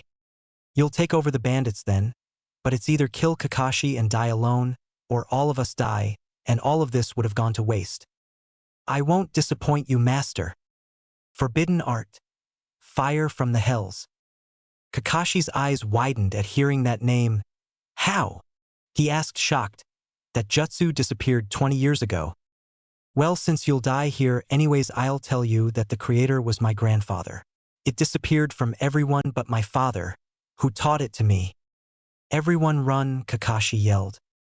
Team 7 ran on cue, but it seemed pointless once the jutsus effect worked. A hole came out of the earth and a pit of fire came about. Run faster. Only one person has ever survived this technique, and that was the 4th. The team ran faster than they originally did, but it seemed hopeless when suddenly they saw the technique stop. What happened? Naruto asked as he stopped. Kakashi looked around looking to see what happened, but he didn't even know. The jutsu should have lasted until it took its target, or if the target had moved far enough away from its target, and they couldn't have gotten that far yet. Kakashi then looks again and he sees Masamicho barely walking towards them. Kakashi Hatake, I almost killed you. I am sorry, I will die soon, but please forgive me. When I used this jutsu on Minato Namikaze and he escaped, I promised him if he'd let me live I'd never kill anyone who was close to him. I forgot you were his student, Masamicho said. It's no problem? Kakashi said, not knowing what else to do. What, this guy almost kills us and you say it's no problem? Sakura yelled. I know I shouldn't be forgiven that easily, but I probably would have kept the jutsu up had I not realized you had the 4 Teacher's son with you. What's he talking about, Kakashi-sensei? Sasuke asked. Our 4th never had any kids. Team, what you are about to be told right now is the village's only SSS ranked secret, Kakashi said, knowing they won't let it down. Naruto, I just need you to promise you won't overreact. Why would I overreact? The fourth has a son, so what? He's probably some snobby kid who thinks he owns everything. Just promise. Fine, Kakashi-sensei. I promise I won't overreact when I find out who his son is. Sakura was the first one to come to a realization, and she just was shocked and just stood there. Once Sasuke saw her just freeze, he realized why. And he just thought, how could the village be so blind? They are exact copies, aside from the whiskers. So, who is he? Naruto asked like an impatient little brat. Well, Naruto, look in a mirror and you'll find out, Kakashi said, knowing that the other two already figured it out. He hoped that hint would be enough. Well, there's no mirror here, so you're saying I have to wait till we get back to Konoha. Everyone, even the dying Masamicho, facepalmed at that statement. Stupid brat, it's you, Masamicho said, coughing up blood. Naruto took a second to take that in, then he started thinking back at all the signs and noticed that he was actually the son of the fourth. He also realized why he was chosen to be the host of Kurama, because his father couldn't choose another parent's kid. My idol has always been my father, Naruto said in awe. Naruto, I know this is a lot to take in, but you have to focus. We need to finish the mission and destroy the bandit camp. Hatake, no you don't, Masamicho said. My jutsu accidentally destroyed it. Now please let me die honorably and kill me. Thank you, and I forgive you for sensei, Kakashi said. Then he killed Masamicho with a Chidori. Well team, let's get back to the village. You can all talk about what happened here to each other there, Kakashi said. Team 7 returned back to the village. They were all still in shock once they entered the village gates. Names please, one of the two eternal gate guards asked. Kakashi Hatake with his team of Genin. Genin team's name: Sasuke Uchiha, Sakura Haruno, and Naruto Uzumaki Namikaze. Both the gate guards just looked in awe. Can you repeat the last one? Naruto Yuzu. Kakashi got cut off. It's Naruto Uzumaki Namikaze, son of the fourth Hokage, Minato Namikaze. Mother remains unknown. Now let us in so I can have a major talk with the old man, because I'm confused right now and need answers. Izumo and Kotetsu just stared in awe. Go right ahead, Izumo said. Thank you, Kakashi said. Team 7 started walking towards the Hokage's office once again. They just passed by a lot of people and shops and didn't stop or say a word. The whole team knew they needed to get to the Hokage now, because Naruto never acts out, and Kakashi knew they had to get there because Sasuke and Sakura never said anything. After 5 minutes of slow walking, they finally arrived to the Hokage's office. Enter, the Hokage said. Yes, Hokage-sama, we have a lot to report. First off, we were at the camp. Okay, old man, why the fuck did no one ever tell me that my father was the fourth fucking Hokage? Answer me that. I always looked up to you. And you always told me you didn't know who my parents were. Naruto began crying. What else have you been hiding from me? I looked up to you, why couldn't you tell me? I grew up always wondering who my parents were and if they even loved me. Now I find out from an A-ranked missing name that my father was the fourth. The fucking person who sealed the furball inside of me. The freaking nine-tailed fox. Since you're gonna hide stuff like that from me, I don't want to see you again. And with that, he used into the shadows and disappeared. The aged Hokage dropped his pipe and just didn't know what to say at all. Team 7 dismissed. Kakashi, you stay, we need to talk. Kakashi knew that this talk with the Hokage was going to be the worst one he's ever had to do. Okay, Kakashi, mind explaining how young Naruto knows who his father is? It's a long story. It starts with us finding the bandit camp. Kakashi then gave the Hokage the story in detail, explaining that they saw Masamicho, how he escaped and they found him again. He even brought into the detail of how Masamicho used his suicide jutsu, but in the end only stopped it because he saw the fourth in Naruto. Even in death, he protects his student and his son. Hiruzen Sarutobi just looked at the picture of Minato he had on his wall and realized how much he had done in his 24 years of living. That's sensei for you, Kakashi said. So, what are you going to do about Naruto? He seems pretty pissed off. I've never seen him that angry. He didn't even have that amount of anger when he became cloaked with the Kyuubi's chakra back in wave. Kakashi, I honestly don't know. I failed him, and because I failed him, I failed Minato. I should have told Naruto who his parents were when he became a genin, but I decided to wait until he was jonin. Naruto even made chunin already, so it proved to me that he was growing up at an amazing pace. but it never once came to mind that I should tell him his father was Minato Namikaze, our fourth, and Kushina Uzumaki. Knowing Naruto, all he needs is time. If I may request, can we have 1 week off? Because I don't think anyone on the team is ready for missions. Very well, Kakashi, the old Hokage, then reaches into his desk and gets out a sack of money. Here's 800,000 Ryo for a mission success. It was supposed to only be a C ranked, but because of all that happened, it's an A+ ranked mission. Oh, and Kakashi split the pay evenly. 2 are Chunin now, so no more taking a majority of the pay. Yes, Hokage-sama. With Naruto. Naruto just went to his house and laid down. He wasn't in a mood to see anyone, and he wasn't going to eat even though he was hungry, because he ran out of instant ramen. All he needed was time to think. Naruto's stomach rumbled. Maybe a quick stop to Ichiraku will help a little. Calm my mind. Hopefully I don't see anyone. Naruto raced out of his house and ran to get some ramen from his favorite ramen stand. He would have gotten there already had he not ran into Shikamaru by accident. He scratches the back of his head. Sorry, Shikamaru. I was just on my way to Ichiraku's to get some ramen. Troublesome blonde straight face, I know you love ramen, but why would you be running full speed? I just want to get a bite after my mission. Shikamaru analyzed the situation and realized, why would you run when you can just use into the shadows? Troublesome, I know you aren't that dumb. What's bugging you? It's nothing.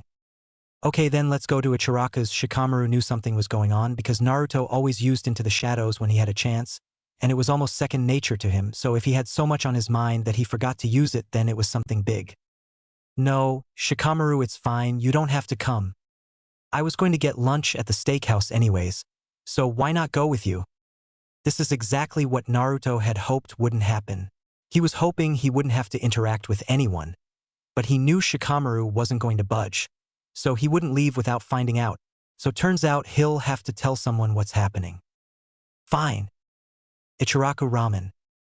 Okay, spill it, Shikamaru said right after they placed their orders and Naruto only ordered 2 bowls.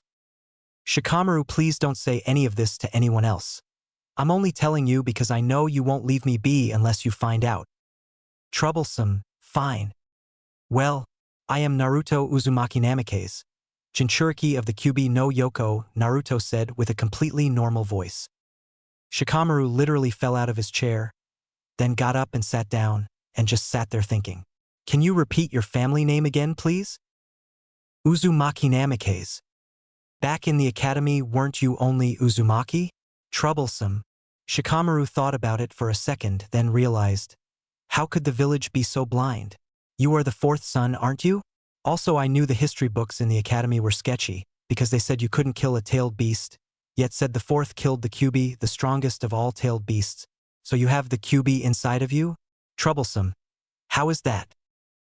Whoa, Shika. You took all of this better than I did. When I found all of this out, also want to meet Kurama? Troublesome. I think stuff out first, Shikamaru said, knowing Naruto wouldn't know he called him stupid. Then he realized Naruto asked, want to meet Kurama? Wait, who's Kurama? He then took a bite out of his ramen. Kurama is the Kyuubi. Shikamaru just spit out his ramen out at this, and the ramen went on to Ayam. Ayam hit Shikamaru in the head with a pot. Troublesome women, he said under his breath.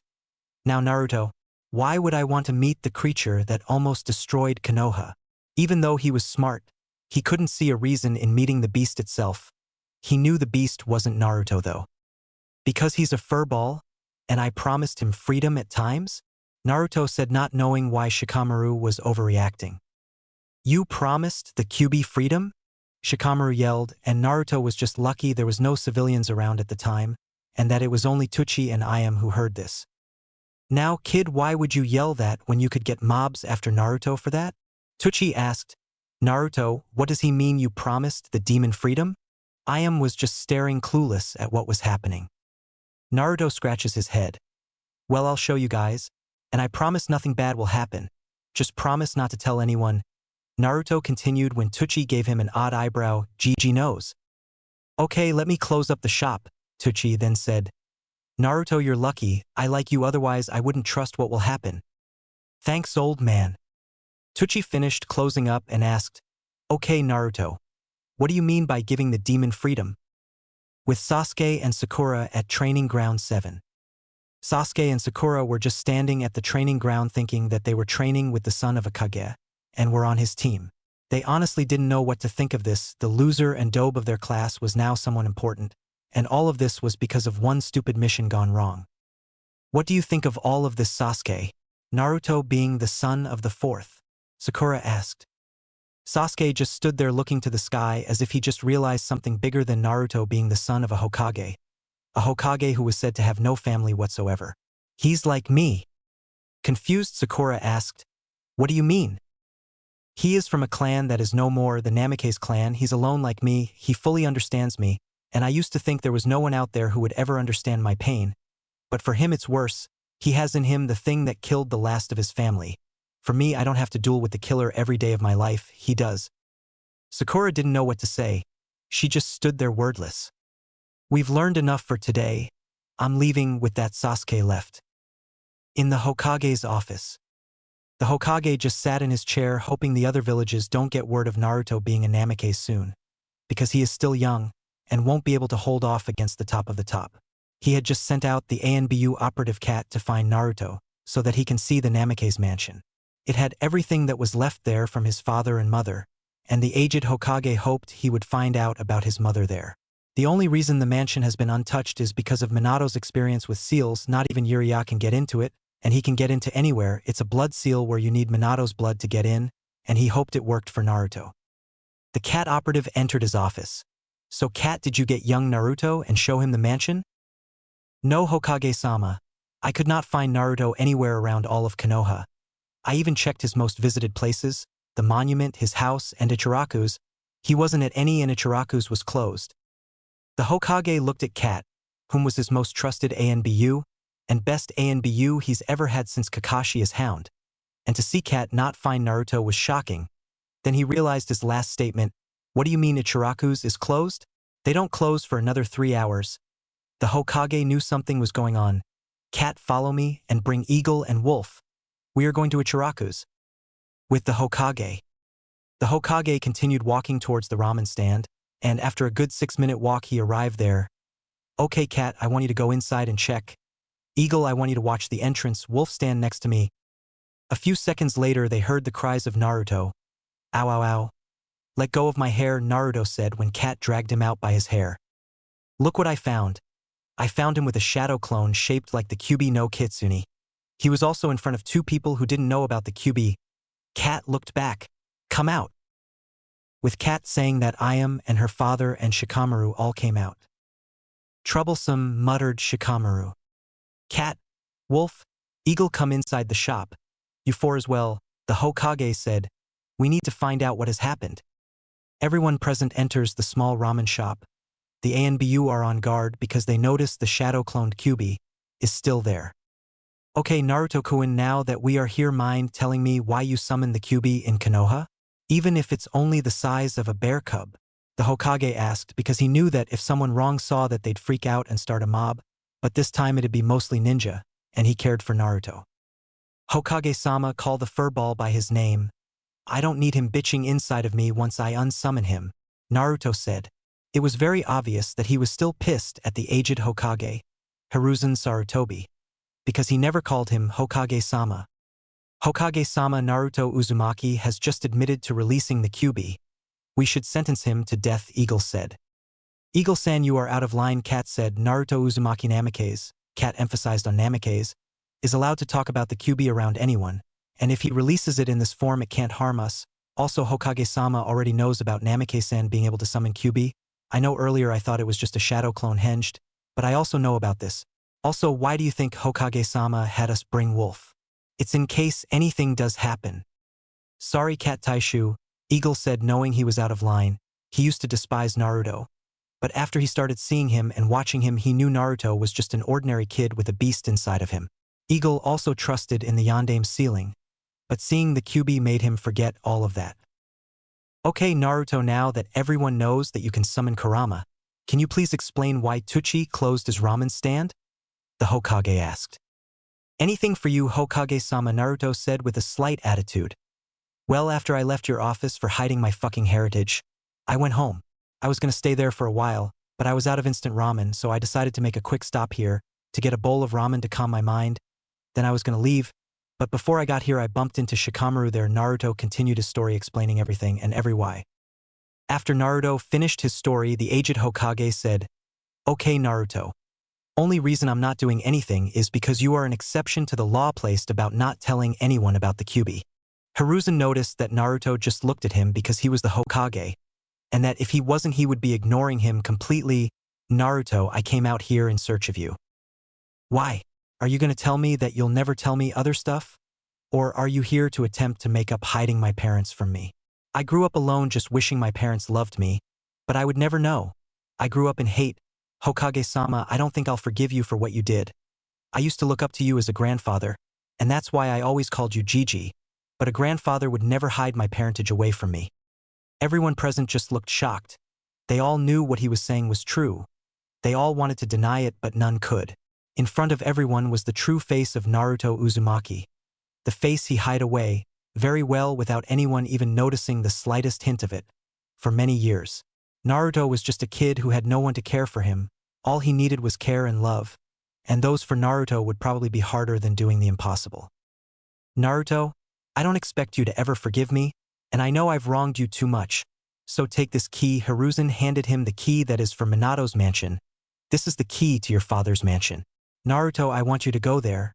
We left that place untouched because I was planning on telling you everything and giving you everything once you became a Jonin. Thank you, Hokage-sama. Now, if you don't mind, me and Shikamaru are going to go visit the place." "Troublesome, why me?" Shika asked. "Very well," the Hokage said, "and Naruto, I know it doesn't matter now, but I truly am sorry." With Naruto and Shikamaru after they left. "Okay. Where did the Hokage say this was?" Naruto asked Shikamaru. They were a good 6-minute walk away from the ramen stand, and Naruto was getting frustrated. Naruto wanted to find this place now. Shikamaru just continued walking because he knew something was wrong with Naruto. "It is this way, Naruto," he said. "I'm actually shocked you didn't send shadow clones to find it. This is something I have to find myself, and not a copy of me." Troublesome. Shikamaru looked up and saw a place that looked different. "I think this is it." Naruto's eyes widened at how huge it looked. It wasn't tall, but it was long. Naruto was just thinking moment of truth. He was actually terrified of entering. Naruto walked up to the door and noticed that the key the Hokage gave him was no longer there. He decided to walk anyways. He noticed that as he touched the door it just opened, and realized there was a seal of some sort. Then the door shut. He wished he knew more about seals. "Shikamaru, what just happened?" The door opened and then closed, and some sort of seal appeared. Shikamaru inspected the seal for a while. He knew next to nothing about how seals work or what they do, but he could tell what an explosive tag and storage seal looked like. He looked closer and then said, "This is a type of seal most don't make anymore. It's called a blood seal. You have to have the right blood to get in." "Damn it," Naruto said angrily. "I come all the way here to find out if I don't have the right blood it won't open?" Troublesome blonde. "No, because you have the fourth blood in you so you could access it. Remember how you summoned the Kai? A Kurama? Do the same but no hand seals. Just put blood on the seal." Naruto did as Shikamaru told him, and bit his thumb then slammed it onto the seal. Right after Naruto did that the doors opened and both Naruto and Shikamaru were let in. Naruto just started walking leaving Shikamaru once they got inside. He was looking at how big the place really was and how it was actually his. The first room he ended up entering turned out to be the room that was supposed to be his. It had baby stuff like clothes and chew toys and a baby crib, which was just a small thing that was decorated by what seemed to be an artist. He was looking around and saw a sign that said, "Welcome to your home, Naruto," and he just felt tears drop down his face. His parents went through a lot of trouble to make him, a baby who wouldn't understand anything, feel at home. He then went into another room and it was his parents' room. He looked around and saw a picture. The picture was of his father and a beautiful red-haired woman. She looked heavenly with her pale skin, her amazing red hair that seemed to stand out from anything else. He then saw another picture and it was of his father and that same woman, but that woman was pregnant. Naruto then realized that it was his mom. He just couldn't handle it and he just cried on the floor beside it. He finally got to see what his mom looked like, and he wished he could see her, but he knew that would never happen. The next day, Naruto had let Shikamaru leave. Then he continued looking through the mansion last night. He found a journal of his father's that he would have his shadow clones read. He also found a lot of Fuinjutsu scrolls, a training ground, and a few scrolls on jutsu and elemental manipulation. I think it's time I head to the training ground. Naruto leaves the mansion and walks toward the training ground. I know this area was short, but I just wanted to add in what happened at the beginning of the day. Also, don't forget I'm a beginner writer. This is my first story. Training Ground 7. Sakura, Sasuke, and Kakashi had just arrived to the training ground. Kakashi-sensei, do you think Naruto will come today? Sakura asked. Kakashi took his head out of Ika Paradise and just looked out into the distance. He felt guilt knowing he had failed his sensei's only child. After a few minutes of staring into the distance, he looks at Sakura and says, I honestly doubt he'll show up. He doesn't want to see me and I can't blame him. I failed him. Right after Kakashi said that Naruto appeared with Into the Shadows proves how much you know me, Naruto gave Kakashi an angry glare. I did show up, and no, you didn't just fail me, you failed my father. Kakashi looks down, not expecting Naruto to show up, and never expecting Naruto to actually say that he failed him.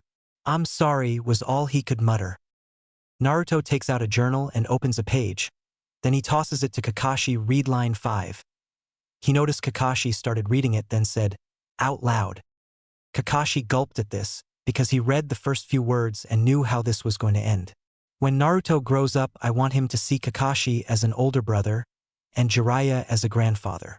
I know Kakashi and Jiraiya would both love him and care for him when I'm away on missions. Once he is born, I'll entrust him to either of them when needed. I trust my sensei and my student. Kakashi just looked in horror in how much he actually did fail Naruto. I don't know who this Jiraiya person is, but you became my sensei. Naruto put his hand out wanting the journal back and Kakashi gave it to him. He put a lot of trust in you, and you dishonored it. I also like how you use the saying, those who abandon the rules are scum, but those who abandon their comrades are below scum, yet you couldn't even honor your dead sensei. Kakashi couldn't believe what he was hearing. He wanted this to just be a bad nightmare. But sadly he knew it wasn't. He wanted to get away, but he couldn't leave. Naruto, that's enough, you can't attack sensei like that, Sakura shouted at Naruto. Pinky, I honestly don't know why I ever had a crush on you, Naruto said. Now, since you don't know what we are talking about, stop talking. You aren't worthy of being a ninja if you are a fangirl. So if you want ninjas to show that they like you, stop bitching and become a ninja. Also, don't butt into what isn't your business. What me and Kakashi are talking about is between us only. Naruto was furious right now. He found out so much in just a few days and he was angry at so many people. He looked around the training field to see if anyone had anything to say, and all he saw was Kakashi face down, Sakura with a face of shock, and Sasuke just standing there with his Sharingan eyes. Naruto, I know you'll never forgive me, but can you at least accept me as your sensei? Kakashi said, we need to train. Sure, but you are right, I'll never forgive you, the Hokage or whoever this Jiraiya is. Naruto and the rest of Team 7 continued training.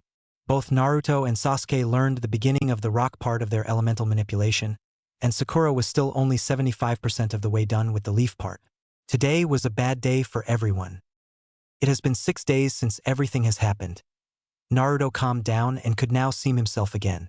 He would still remember everything, and he will take training more seriously now. Naruto hated a certain few but wouldn't show it, and he wanted to surpass his father. Naruto started learning some Fuinjutsu. He found a few books made by his dad that were in parts on Fuinjutsu. The levels on the books went from beginner to advanced. He decided to just check the books to see if his father left any notes in them, and on the last page of Advanced Fuinjutsu, he found a note that said, to receive the Master Fuinjutsu book you must perform the seal located on here. Then it showed a seal. Naruto was in the mansion's training ground with 105 shadow clones, each spread into groups of 20, with one supervising each group. Group 1 was training on chakra control. Group 2 was training on doing jutsu with as few hand seals as possible, because he read in notes his dad left him that taking away seals from a jutsu is possible but it takes more focus, and that it'll make it harder for enemies to tell what he will perform. Group 3 was working on elemental manipulation. Naruto could now cut half a rock.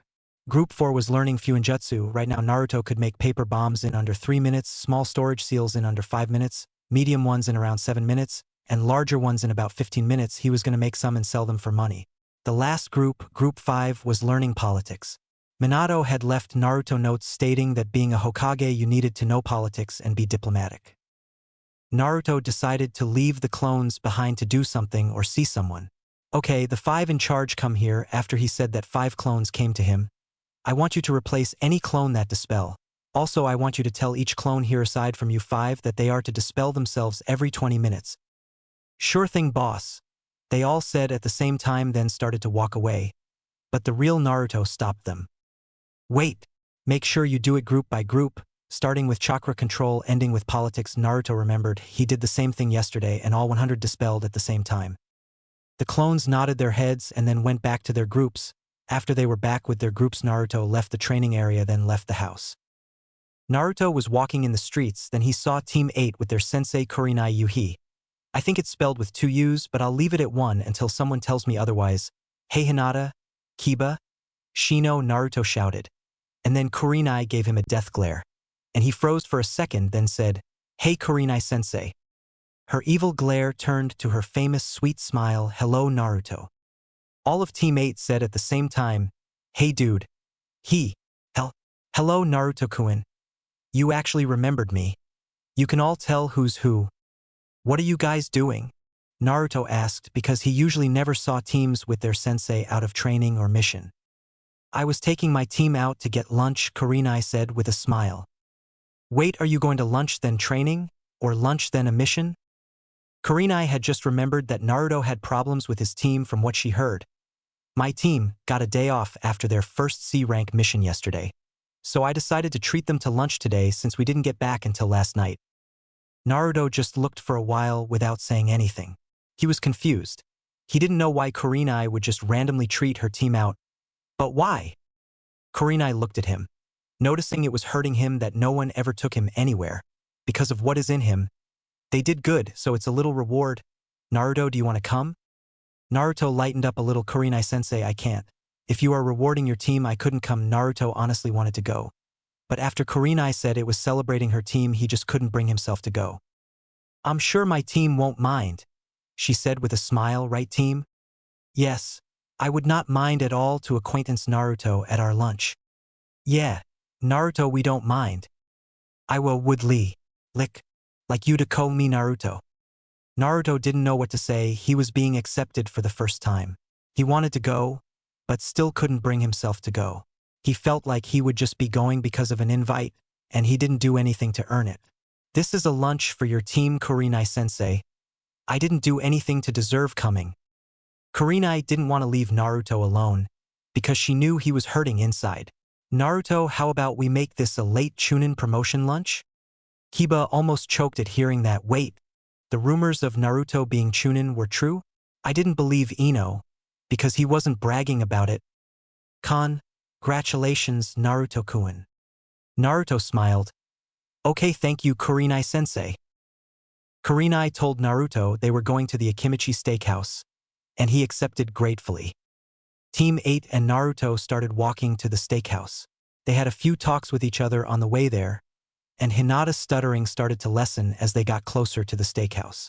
Kiba was just shocked at how both Naruto and Sasuke already made Chunin, and he got even more shocked when Akamaru decided to ride on Naruto's head. After 10 minutes of walking, they arrived at the steakhouse and entered. Choza was the one who would be waiting them. Good afternoon. How may I serve you? He asked. We'd like 5 orders of steak, the ice mistress said. Very well, Choza said as he left to go to the kitchen. Choza returned with the meat and they all started cooking it the way they want it. Kurenai made hers well done. Kiba made his rare, Shino and Hinata made theirs medium rare, and Naruto made his medium well. As they were eating, they decided to talk a little. Kurenai mentioned that her team was participating in the Chunin exams, which would come in 2 weeks. Naruto liked the fact that his academy friends will get the chance to become Chunin like him. They all finished eating and Naruto took out his wallet to pay for himself, but Kurenai stopped him. Right when Kurenai told him she'd pay, Naruto fell to the floor and held his head. Naruto, are you okay? Both Kurenai and Hinata asked. Yeah, stupid clones. I told them to dispel group by group, which they've done until now, Naruto said, still rubbing his head. What do you mean, Naruto? Kurenai asked curiously. Naruto then explained how he has his clones train while he does normal stuff, and that it's fine because of his chakra. He explained in detail to them what he was learning, and all of teammate were shocked, and they all now knew he was definitely Chunin material. They then said their goodbyes and Naruto made his way home. Next morning, Naruto woke up early and decided to do the training again. He went to his private training ground and made the groups of clones and specified once again that they were to dispel in groups, not all at once. After he did that, he ate breakfast and was thinking of what to do for the day. He decided he'd make one clone to look at his dad's library to check for anything that would be useful, then he'd go to a movie or something. He had just realized he really never did anything that was fun except his pranks.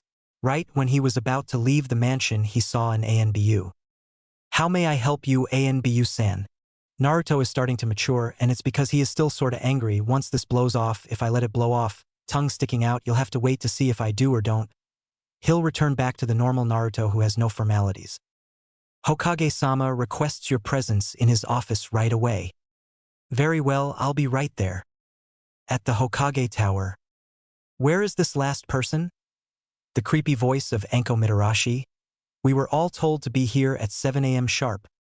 The people that were in the Hokage Tower were Anko, Ibiki Marino, some nameless Chunin, Hayate Gecko, and Genma Shiranui.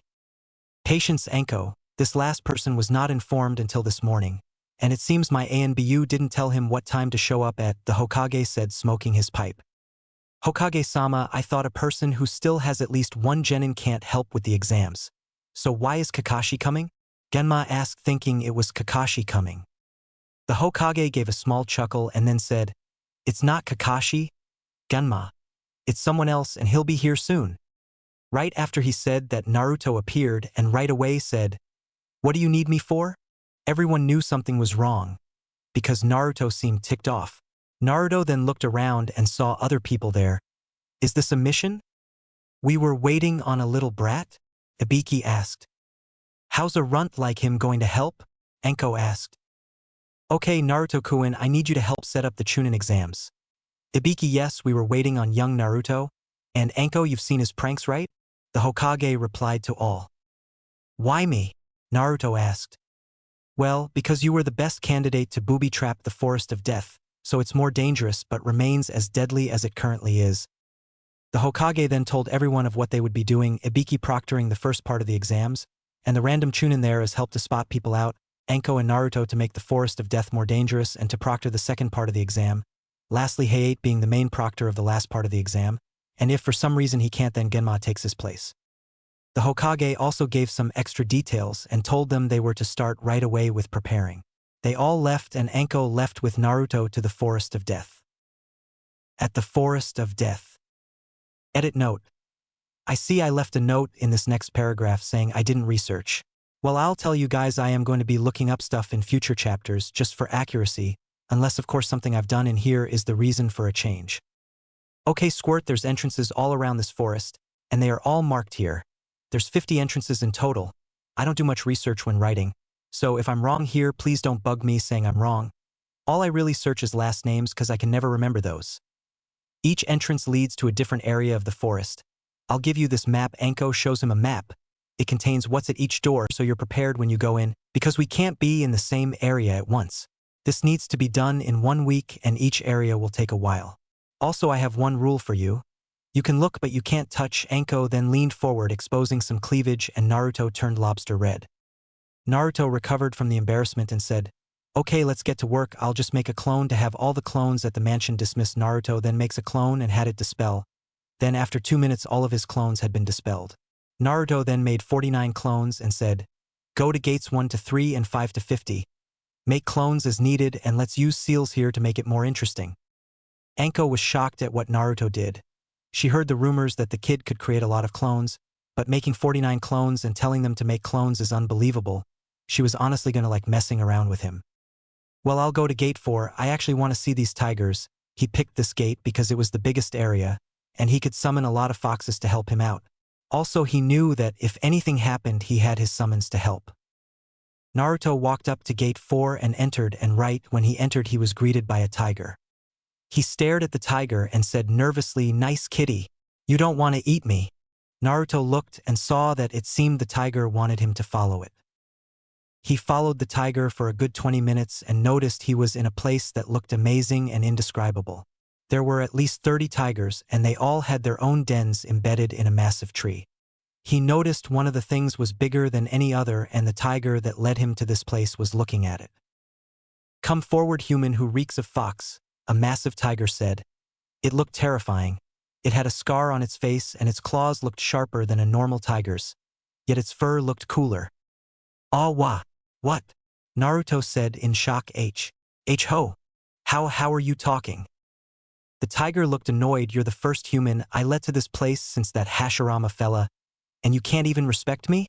I am from a parallel dimension, and we, from parallel dimensions, rarely let humans see our presence." Naruto straightened up, but was still in fear. "Why would you meet with me if you haven't met with a human since Hashi? Wait, you knew the first Hokage?" The tiger leaped at Naruto, forcing him to take a step back. "All I want to know is why you smell of fox. A slight stench of animal is fine, but you reek of it." Naruto knew he had better answer honestly, so he said, "I am Naruto Uzumaki, Jinchuriki of Kurama the Nine-Tailed Fox." "Power of human sacrifice? And you know his name? It seems you are interesting after all." "Power of human sacrifice? And you know his name? It seems you are interesting after all." "What do you mean interesting after all?" Naruto asked. "Kit, this tiger has the same power as my one-tailed brother. He must be a parallel summon. They come from other dimensions," the Kyuubi told Naruto. "What do you mean?" "This is a summon that could fight demons." Naruto gulped. "I mean, you spike my interest. Not even Hashirama found out Kurama's name until his last fight with Madara. Kit, beware of him. I'll let you talk to him on your own." "Sure thing, Fuzz, but," Naruto said, which got him a roar from Kurama.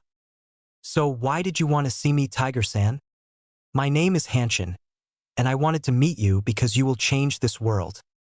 Naruto raised an eyebrow at this and then said, "How am I going to change this world?" "That is for you to find out. Farewell and continue your adventure." Hanshin said that and then walked away. "Damn it, how am I going to change this world? Will I meet Hanshin again?"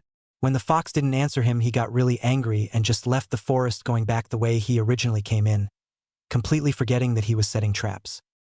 Naruto somehow had left the area he trapped up without setting off a single trap. 2 hours later, Naruto was sitting outside the forest gates doing some taijutsu stances. He was thinking about what Hanshin said. He didn't see how he, a mere person, could change the world. He knew he must get stronger if something strong enough that Kurama acknowledged it said he'd change the world. In the middle of taijutsu training, Anko came out of the forest.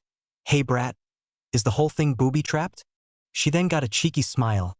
"Not that you can trap mine." Naruto turned a deep red, and Anko enjoyed how easily he was to toy around with. 48 of the 49 clones dispelled so far. I'm just waiting for the last one. Naruto managed to get out even after what Anko had just said. "Damn it, brat, we had a whole week, and you are done within a day." Anko grinned a little. "You must have a lot of stamina." Naruto just stood there wondering what Anko meant. He was completely clueless. Don't forget he hasn't met Jiraiya yet. Naruto and Anko just stood around for 6 more minutes. Then Naruto's last clone dispelled and he told Anko, "Okay, all traps are set. The genin joining this are gonna have trouble. I can guarantee even some jonin will get caught in some of these traps." Naruto then added, "None are lethal because I'm not as sick-minded as you." Anko felt hurt at him saying that. "Why do you say that?" She looked at him with puppy eyes. "I've read your bingo book entry." He then takes out a bingo book and flips to her page and then gives it to her. Anko was very impressed. She now saw why the Hokage liked Naruto. He was talented. She then took a closer look at the bingo book and sees it's only 2 months old, so it was pretty much up to date. And after an even closer look, she noticed the front said IWA. This took all her focus. How does this brat have a recent IWA bingo book? The only available IWA one available to us are at least 3 years old. There's no way this Gaki got one from inside Konoha. "So can I have my book back?" he asked, putting his hand out. "How the hell do you have this?" Anko demanded. "First off, you have to be at least a special jonin to get a Konoha bingo book. Second, you need to be a jonin to get any other villages. and those are usually 6 months old. Only elites have access to bingo books this current from other villages. Kakashi-senpai has the most recent IWA book known in Konoha, and it is 5 months old. Naruto was getting angry at Anko right now. I earned this, like I earned from IWA, Kumo, Konoha, Suna, and Taki, all of which are only a month old except that one, because I can't just find an IWA bingo book. Naruto was already pissed at most of the village. Why did Anko have to question him about his possessions? Now I want my book back, and if you have any more questions, don't fucking ask them. Naruto took his book back and left. He wasn't needed for another week anyways. He needed to cool his mind. He knew it wasn't right to get angry at every little thing. He would go home and study some more Fuinjutsu to calm his mind, because for some reason Fuinjutsu soothed his mind. A week later, 10 minutes before Genin entered the room to start the Chunin exams, Anko and Naruto both came to the gates of the Forest of Death. Anko didn't even look at Naruto. She knew she messed up a week ago. She knew she'd have to say something soon. Brat, I'm sorry about a week ago. Anko never said sorry and meant it to anyone in Konoha, but at the same time she never straight out yelled at anyone in Konoha without a reason. Just don't mention it. I checked the forest out yesterday and I liked the traps. I got hit by 2 and I never get hit by mere traps. Anko was trying to lighten the mood because she knew she couldn't otherwise. Thanks, Naruto said in a voice showing his thanks, but at the same time showing he was angry. Well, we'll be here for another hour or so. Naruto didn't respond and just thought about how he could train during this time. In the past few weeks, Naruto noticed that Into the Shadows took a toll on him, meaning he needed to practice with it more to use it more often. He could right now do it 67 times without feeling tired, but after that it just started feeling like a few thousand shadow clones. He would try to hold it for the whole duration of the wait. He read in his dad's notes that the more you use chakra, the more chakra reserves you gain, and if a jutsu that can be held for a duration is held for a long time, it would also increase the chakra control, so by maintaining Into the Shadows he'd be working on both. Exam room 50 minutes later. This is the last chance to back down. If you don't and you get the question wrong, you'll remain a genin forever. Ibiki said, intimidating the young genin. All the chunin sitting around give a nod to Ibiki and then he says, "Very well, you all pass," Ibiki said. "What the hell?" yelled Kiba. "Where's the 10th question?" There was no 10th question. What was the point of that whole thing then? Tamari asked. Ibiki takes off his bandana and shows the whole room all the scars. As chunin, you are expected to go to missions that you know nothing about. You will have to risk it all, and one wrong piece of information can be deadly. The point of the 10th question was to see if you were willing to take the risk. Right after Ibiki said that the window broke and a lady with a sign that said, "Number 1 Anko Mitarashi. Sexy Konoha Snake." Hello, maggots. Anko takes a look at the people. Damn it, Ibiki, 32 teams? You must be getting soft. You're early. Again. Where's the little squirt that's supposed to be with you? He's back at the forest training probably. She says to Ibiki, then turns to the genin. Well, follow me, maggots. Forest of Death. This is my playground that most know of as the Forest of Death. Although it is more dangerous than it used to be, she was implying Naruto's traps. Everyone was curious to what she meant. Hinata was the one to ask, "What do you mean more dangerous than it used to be?" Naruto saw his moment to appear, so he appeared behind Hinata.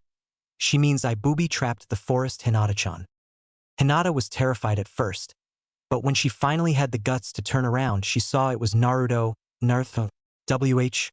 What are you doing here? Naruto scratched the back of his head. Well, I am the assistant proctor, and I did set up traps in the forest, so why wouldn't I be here? Hinata turned a bright red. Naruto-kun is a proctor. I will pass these exams and never give up just like him. Teams 8, 9, 10 and Kabuto's team appeared after this little stunt by Naruto, and all of 8 and 10 greeted him, which he returned. Kabuto then decides to say something. Naruto Uzumaki. One of 2 genin to get a field promotion for the first time in many years. Nice to meet you. I'm Kabuto Yakushi. Hey Kabuto, Naruto said, greeting the newcomer. Niji came up to Naruto. I see you were fated to become Chunin, just as I am going to become Chunin during these exams. A tip for all of you. Avoid touching anything, Naruto said, then used Into the Shadows to leave. What does he mean? Kiba asked, and Akamaru just barked. The second part of the Chunin exams were about to begin. Every team was lined up. Teams 8 and 9 were wondering what the hell Naruto meant by "don't touch anything." Kabuto, however, knew exactly what he meant.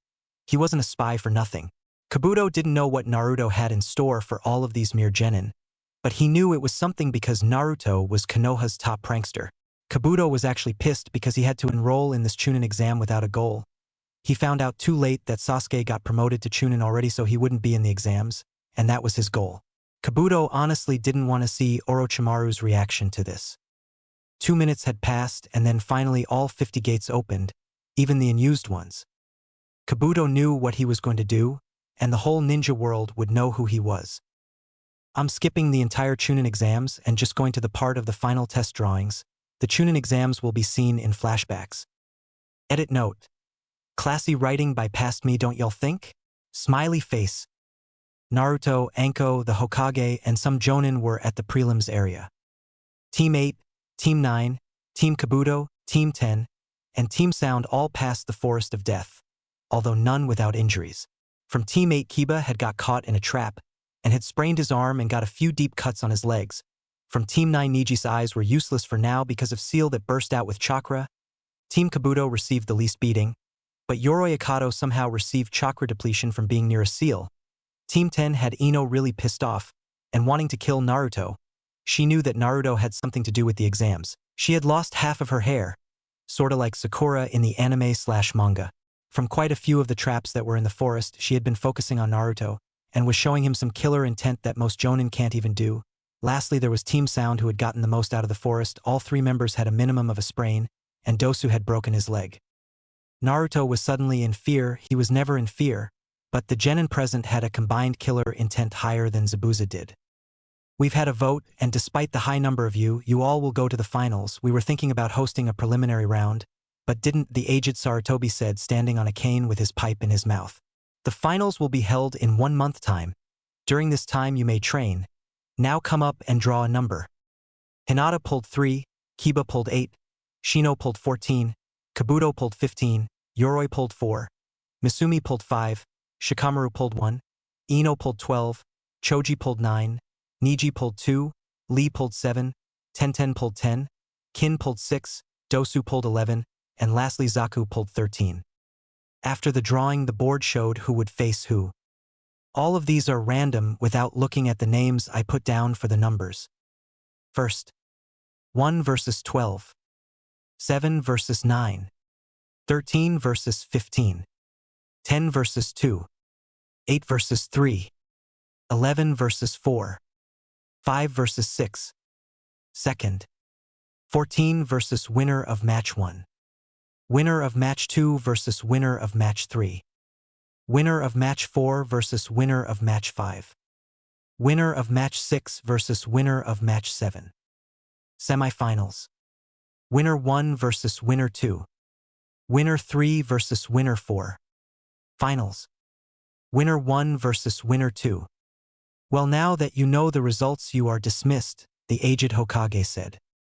I'm gonna skip all the team trainings as well, but as with the Chunin exams, those will be in flashbacks. Edit note. I'm a great writing just openly admitting I'm being lazy and cutting portions out, especially since things obviously changed since Team 7 isn't in the Chunin exams. Naruto had been hiding in his father's mansion for the past week and a half, because everyone from the Forest of Death wanted him dead. He took this time to train. While his clones trained a little in different categories, he had went to get a bite to eat. Once he got to the kitchen, he realized he was out of ramen. Damn it, I have to leave the mansion to get ramen. Naruto was as of right now terrified of leaving his place. He could fight Zabuza and people of that caliber, but right now, in the face of a few people wanting his death, he gets scared. At the ramen stand, Naruto entered his favorite place and ordered 6 ramen bowls, 2 beef, 3 miso, and 1 vegetable. There was another person at the stand who was looking at him. He tried to ignore it, but after he continued looking at him after his first 3 bowls, he got aggravated. Who do you think you are, mister? The man laughed a little, then responded, I am the great Toad Sage, G. He got cut off. Yeah, just because you are Jiraiya of the Sannin doesn't mean you can creep on little kids. Naruto wouldn't care if this guy was somehow magically related to him. He didn't like being creeped on, even by famous ninja. I just find you to be an interesting character, Jiraiya said, feeling like a newbie spy. Naruto was angered at this, and he flashed some killing intent at Jiraiya. So is it because I'm a Jinchuriki? Or is it because I'm a Namikaze? Naruto was seriously angered. What is it with you people? Even famous ninja have some beef with me? Well shit, why don't I put a target on my head instead? Jiraiya was shocked the most out of that comment. He knew that Naruto knew about the Kyuubi, but not about him knowing his parentage. Brat, I don't care if you are the Jinchuriki to the Kyuubi. Naruto coughed. Kurama. What? The Kyuubi has a name, damn it. His name is Kurama. Naruto said, slightly pissed. Jiraiya was at shock that Naruto also knew the Kyuubi well enough to get its name. Okay, Kurama. I also could care less that you are a Namikaze. I did train the last Namikaze now, didn't I? After Jiraiya asked that question, which was really just a statement in question form, he noticed Naruto was flaring more killing intent than he had seen in a while. It was just slightly under Hanzo's, damn it Gaki, what did I do? Don't call me Gaki, you stupid Sannin. How about you go fuck yourself instead? Never come near me again. Naruto was furious right now. This was the Jiraiya in his father's notes. This was his godfather. He decided to just walk away before he killed someone, not caring about the people that want his body right now after what he did in the Forest of Death. Jiraiya grabbed him before he could get away. What the hell did I do? He was seriously confused. All he said was that he was his father's sensei. What the hell did you do? How about the fact that you abandoned me? What do you mean abandoned you? Jiraiya was seriously confused right now. He didn't know anything that was going on. Oh, did my father not fucking tell you that you are my godfather? You fucking abandoned me. I lived on the streets in the red light district for years until Hokage-sama could get me an apartment. And even that was in the red light district because there would be less mobs after me there. You are probably the worst godparent alive. Now get out of my face. I could care less if you are a legendary ninja. Naruto wanted to fume off some anger on him, but he didn't really have much. When it came to the Hokage, he had actually known him. He didn't know jack shit about Jiraiya. Naruto, I am sorry, but I had to protect the village. My spying is what keeps the village so strong. I would have taken you, but Sensei said it would be too dangerous. Yet another reason to hate the Hokage. He's kept more away from me than anyone could ever give me. Naruto noticed Jiraiya was being sincere, so he decided he'd give him a chance, even if he wanted to beat him up a little. If you want, you can come to my dad's mansion tomorrow and I will talk to you there. Arena. It was the Chunin exam finals day.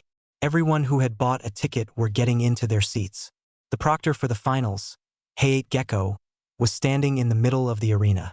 All the others whom had done some work with the Chunin exams got to get good standing areas to watch, and Naruto had somehow gotten to watch directly where the participants were standing, so he got to talk with his friends in between the matches. The first matchup was about to start. It would be between Ino and Shikamaru. Shika just thought this whole thing was troublesome, because he didn't want to participate, but he knew if he didn't at least fight his mother would scold him. Also he felt that fighting a girl was even more troublesome. Ino was underestimating Shikamaru, even though they are on the same team. She knew he was smart, but she would soon see that even she didn't realize how smart he was. Hayate decided it was time for the matches to start. Hello, and welcome everyone to this year's Chunin exams. He had a bad cough after saying that we have some good competitions for you. So without further ado, the first matchup will start. May Ino Yamanaka and Shikamaru Nara please come to the middle of the stadium. With that, both Ino and Shikamaru went down to the stadium and Ino was first to say something. Shika, you're going down, she said with a teasing smile. Troublesome blonde, he muttered. Okay, are both contestants ready? Hayate asked, and when he received a nod from both ends, he said, begin. Both Ino and Shikamaru jumped away. Shikamaru took cover behind a tree, and Ino stood near the wall, both thinking of a way to get the other. Shikamaru and Ino both knew each other's techniques, so Shika knew Ino would try to capture him with her mind transfer jutsu, and Ino knew that Shika would try to catch her with his shadow possession jutsu. The crowds of the stadium were all booing at this performance. Neither was trying to attack the other. After a while, Ino got tired of the boos, so she took a few kunai out and threw them at the general area of where Shikamaru was. He suddenly started running, and Ino smiled at this, because she had been training alone on poisons.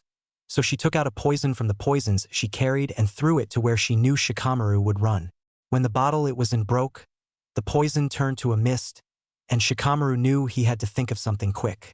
He saw a rock about his size near Ino, so he substituted with it and caught Ino in his shadow possession jutsu. "Ino, do you give up?" Shika asked. "I don't want to have to hurt my own teammates, so just give up."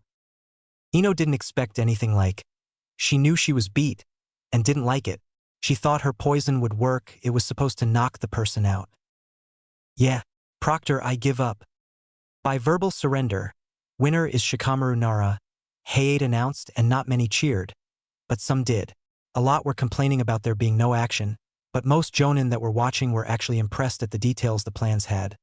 There may have only been a few moves made, but they were all planned out, and it seemed that had they not known each other's styles, the fight would have lasted longer. Both went up to the stands with the rest of the participants. Up at the stands. "Nice job, Shika." "Good win," Naruto said with a thumbs up and a smile. "Also, Ino, you did good. Where did you learn to use poisons?" Ino was in a way shocked that Naruto would give a compliment to her, even if it was small, after she lost. "Well, working in my family's flower shop has its perks, because I need to know what every flower there does. So learning poisons just comes naturally to me." "Well, let's see the next match," Naruto said, eagerly ready to watch it. Arena grounds. "Will Rock Lee and Yoroi Akato please come to the field?" Hayate said, and right after he finished that sentence Lee was on there. Hayate was honestly impressed with the speed that parallels to most fresh jonin. Yoroi just walked down to the arena, acting like no one was waiting for the match. He was thinking about how easy this matchup would be, because all he had to do was touch his opponent and he could steal all of his chakra, thus winning, and maybe getting some praise from Orochimaru. "Yoroi-san, it is very unyouthful for you to come down so slow, when we have many important people here to watch us, like Hokage-sama, Kazekage-sama, and Daimyo-sama." Lee was going to show his youth to everyone today. He knew that once they saw his youth that they'd achieve to become as youthful as him. Exactly like how he worked hard to gain his flames of youth after meeting his sensei Mado Guy. Okay, a lot of you might not like this, but some names will go last name first, while others will go first name last. I'm going by what sounds better, so for Lee, Rock Lee sounds better than Lee Rock, so yeah, sorry about that. Hayate was hoping that this Lee kid wouldn't become as bad as his sensei when it came to youthfulness. "Okay, if both participants are ready, begin." Hayate announced the start of the second match. Lee decided to start with his youthfulness by running at Yoroi and kicking him in the chin. Yoroi got sent flying a good distance away by that kick, but quickly got up and cracked his neck, then got into a taijutsu stance.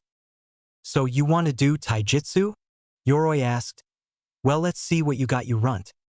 "How very youthful," Lee said with a smile. Yoroi charged at Lee, but Lee managed to jump away with Yoroi only barely touching Lee's foot. At this, Yoroi cracked a smile that was hidden by his mask. He knew that a simple touch like that drains chakra, although minimal amounts. He was honestly mildly shocked to see Lee moving at his normal speed even though he had a small bit of chakra drained from him. Yoroi was almost completely sure that Lee's speed came with pumping chakra to his muscles. While Yoroi was in thought, Lee appeared behind him and punched him in the back. But Yoroi managed to grab Lee's legs in the process, draining him of his chakra. Lee escaped his grip after a few seconds and went away a few steps, giving his opponent a chance to get up, because it was unyouthful to attack a comrade while he was down. Had it been an enemy ninja, he wouldn't have any problems with attacking him. Yoroi was even more shocked right now. How the hell did Lee seem not to be affected by him draining his chakra? "Runt. How are you still moving at full speed?" Yoroi asked in a grunt. "I've drained at least half of your chakra, so there's no way you could keep enhancing your speed using chakra." "Ah, but my most youthful comrade, I cannot use nin or genjutsu. I was born with a defect that made it impossible for me to use chakra. So I've sworn that I'd become the most youthful taijutsu master the Elemental Nations has ever seen," Lee said. Guy was up watching, telling all the other Genin senseis about how youthful his student was. The rest of the ninja watching, Jonin and up I'd like to mention, were all thinking that the Lee kid was retarded. There has never been a good ninja who couldn't use chakra. Lee then finished the match with a kick to Yoroi's neck. Once Yoroi stood up. "Winner by knockout, Rock Lee," Hayate announced. "You did well, my youthful student," Guy said, appearingly coming out of nowhere. Up at the stands. "Great work, bushy brows," Naruto greeted him, even though he really didn't know him. "Thank you, Ninja-san." Don't forget Naruto and Lee never met. Lee said, "It's really unyouthful of me to not know who you are. May you tell me who you may be?" Naruto realized he just congratulated someone he didn't even know. So he knew he'd have to introduce himself, and since his heritage would be told to everyone after this, he decided he'd use his full name. "I am Naruto Uzumaki Namikaze." Lee just smiled. "Well, it seems that you are a very youthful person, Naruto-sen." Naruto found it sort of funny that Lee didn't overreact about him saying Namikaze. It seemed as if he didn't even notice. "Well, bushy brows, I'll see you around." With that, Naruto left Lee alone, and as he left, his teammates Neji and Tenten approached him. "Lee, who was that you were talking with?" Neji asked. Lee was too busy thinking of youth he could barely remember the Chunin's name, but he found it unyouthful to forget such a youthful character's name, so he used all of his youth to remember it. He was a very youthful person. His name was Naruto Uzumaki Namikaze. The first person to say anything was Tenten. I recall my father telling me him, along with Sasuke Uchiha, became Chunin shortly before these exams. They got it by field promotion from a C-rank mission turned to rank. Only thing I don't get it why he added Namikaze to his name. He's from the class before us, and my father told me his name was Naruto Uzumaki. Nothing else. Neji just stood shocked. His teammates asked what was wrong. Well, Tenten did, while Lee just was saying that he looked unyouthful. There's only one person in recent Konoha history with that same last name, our fourth. Will Kankuro of the Kof Desert and Kabuto Yakushi come *** down to begin the next fight? ***, Hayate asked. Kankuro walked down and appeared at the center of the stadium. Kabuto just got down and let everyone wait for him to get to the center. "I forfeit. I couldn't beat that puppet." Kankuro was shocked. No one had ever noticed that he entered battles with his puppets. He actually wanted to get some action going, but because of this Kabuto forfeiting, he couldn't get that yet. By means of forfeit, Kankuro of the desert, Hayate announced the winner. "Will Tenten and Tamari of the desert please come down to begin the next fight?" Both of them appeared in the middle of the arena at the same time, surprisingly. "Are both of you ready?" With a nod, he continued on, "Begin." Right at the call for the start of the match, both girls leaped backwards. Tenten decided to start it. She threw a few kunai and shuriken at Tamari, but Tamari dodged them all with ease. "Nice evasion skills," Tenten said, which got a response of thanks. "Nice throw. But now it's my turn." She did some hand seals, then called out Sickle Weasel Jutsu. The wind then headed towards Tenten's direction. Tenten knew she couldn't avoid getting hit with it, so she jumped away to lessen the impact. Tamari's jutsu hit Tenten's whole right side and gave her a few cuts on her thigh, lower stomach, and shoulder, but Tenten wasn't out just yet. "Twin rising dragons," came the shout from Tenten, and with it came hundreds of shuriken, kunai, a few senbon, and the odd katanas and tantos. From the two scrolls Tenten unraveled. Tamari did a good job at dodging most of the weapons thrown at her, but she couldn't dodge everything, and she was very pissed that she only wore mesh under what she wore, because it meant she had no impact protection. Tamari thought she was done getting hit by the weaponry, but then she noticed the ninja wire attached to them all. She knew she would be ended right now if she didn't use the trick she was going to use later on now. Summoning Jutsu, Whirlwind Dance, and with that a weasel appeared, and right away without any order, it grabbed Tamari and got her out of the chaos that was coming at her. "Thank you, Kamitari. You saved me there." Tenten couldn't believe what she had just seen. A genin with a summoning contract, and one of the two top Suna contracts, if what she read was true. "Where did you get a contract from?" Tamari just smirked at this perks of being a Kage's daughter, and with that she announced, "My fan is now at 3 stars. This match is over." Cutting Whirlwind. She thought with that she would win, because that was one of her best attacks, and it could take out some Chunin. Tenten managed to avoid the big blow, but there were some of her kunai that were on the ground that pierced her stomach and thigh. She took more damage than she expected to take in this match, and she knew she was going to lose, but she just wanted to show enough in hopes of a promotion. She took out the kunai from her stomach and thigh and spat out a little blood. "I'm glad I get to fight you. You're a very strong ninja. You aren't that bad either, but this match is over." Kamatari never desummoned. Can someone give me the correct term for that? Himself, that's because he's right behind you, and one wrong move he'll go for the kill, surrender. Tenten looked behind her and saw what Tamari said was true. She had lost. "Proctor, I forfeit." Winner by verbal surrender Tamari from Suna. Thanks Kamatari. I'll catch up to you sometime. And with that he desummoned himself. Good fight. Up at the stands. Niji was disappointed. She was fated to lose, he announced. But Niji, Tenten's flames of youth shined brightly, Lee said. Yet fate decreed her as the loser. Middle of the arena. Will Kiba of Kof Konoha and Kof Kin of Odo please come down to Kof the arena? Hayate was actually interested in this match. There wasn't much information on the Sound Village, and he was going to do a spying session on some Sand Ninja to see if they knew anything about sound, but the Hokage cancelled that mission last second. He wanted to see what Odo Genin could bring so he could imagine what their elites would do. Kiba tried to make a grand entrance, but he tripped when jumping off of the railings. With Tsum and Hana. Damn it, Kiba, was the thought from both ladies. Mom, if anyone asks, I don't know who Kiba is, Hana said. Kiba who? Was the reply she got. Are both Kof contestants ready? With a nod from both Kin and Kiba, he announced the beginning of the match. Kiba charged forward without even thinking. He almost caught Kin off guard, because she didn't expect such a foolish move. She knew she'd have to set up her trap fast, because with this guy's stupid charging, she wouldn't be able to set it up accurately the way she had originally planned.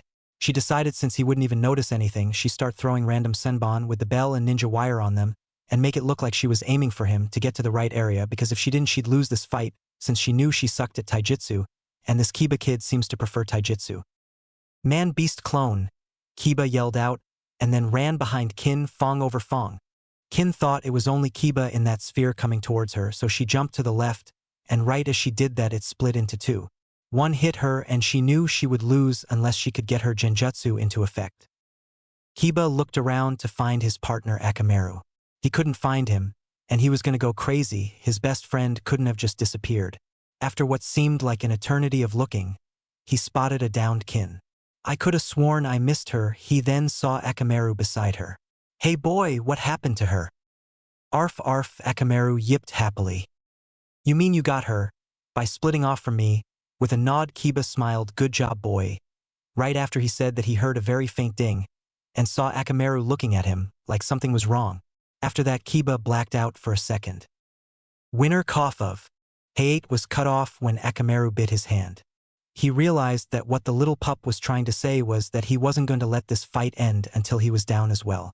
With that Hayate nodded his head, approving the continuation of the match. Akamaru jumped up and pissed all over Kin, and she was disgusted. She was going to kill this dog. She kept moving back and throwing senbon, which Akamaru was dodging all of. Then she hit the wall behind her and knew she had to kill this dog now. Right when she threw another senbon, Akamaru, pissed in her eyes, making her lose vision. Then he leaped on her and started biting on her arm. She tried to swing him off of her arm, but that made him go into flight for a second, before he caught onto her shoulder. She knew she had to give up, because her genjutsu didn't seem to affect this much. I surrender, Kin said, knowing her life was now in vain. Winner of Kof the match, Kiba Kof Inuzuka, Hayate announced, and the crowd were honestly in confusion about what had just happened. Up at the stands. What the hell? Ino shouted, what the hell just happened? How did that Baka win? Even though he was knocked out. Ino was frustrated not because Kiba won, but because Kiba won and she lost. It's such a drag. He gets to sleep on the field, and I have to stay up waiting for my next match. Naruto then popped in out of nowhere. Kiba won because Akamaru is considered a weapon, and if you have a weapon that can win a fight, even when you are downed, the fight is not over. Damn it, it's still not fair, Ino huffed, then crossed her arms over her chest, showing that she was really ticked off. Up in the Kage booth. Interesting match, wasn't it, Sarutobi Dano? The Kazekage asked. Very. I wouldn't have expected that outcome, the Hokage responded, but I can't promote young Kiba for what Akamaru did. Indeed, because he fell early on, the Kazekage said. Down at the stadium with Hayate. Would Gara of Suna and Kof Dosu of Odo please come Kof to the arena? Hayate asked, and right after Dosu used his gauntlet to get boosted ahead to the arena, and Gara used his sand to get to it. Are both contestants Kof ready? With a nod from both, he declared it time begin. Mother shall be pleased, sand burial coffin, it's over. And with that he crushed Dosu, without Dosu ever getting a chance to do a single move. All of the audience were shocked. They hadn't expected such a quick match, and didn't expect one with that much blood. There was no longer any way to identify the body of Dosu. Most of the crowd, considering they were just civilians, were sick to the stomach. They hadn't expected any deaths in this, because most of the contestants were just mere kids. Hayate knew that the Dosu kid was dead, so he called the end of the match winner Gara of Suna. Up at the Kage booth. Kazekage Dano. Don't you think your son was very rash with his fight? The Hokage asked, showing some concern for whomever this Gara would face later on. If it gets the job done, why not? Yes, but he went for the kill first. He didn't even try to cripple for information. Kazekage Dano, I don't see any Chunin material in your son, aside from his power, which is not enough for a promotion. I understand Hokage Dano, but this is a rough life they were born into. It's kill or be killed. Hiruzen saw the Kazekage give a small smirk at that, and it sickened him. He knew something was wrong. He knew that the Kazekage preferred power over a lot of stuff. But this wasn't like him, he just couldn't tell what was wrong. At the contestants' stand.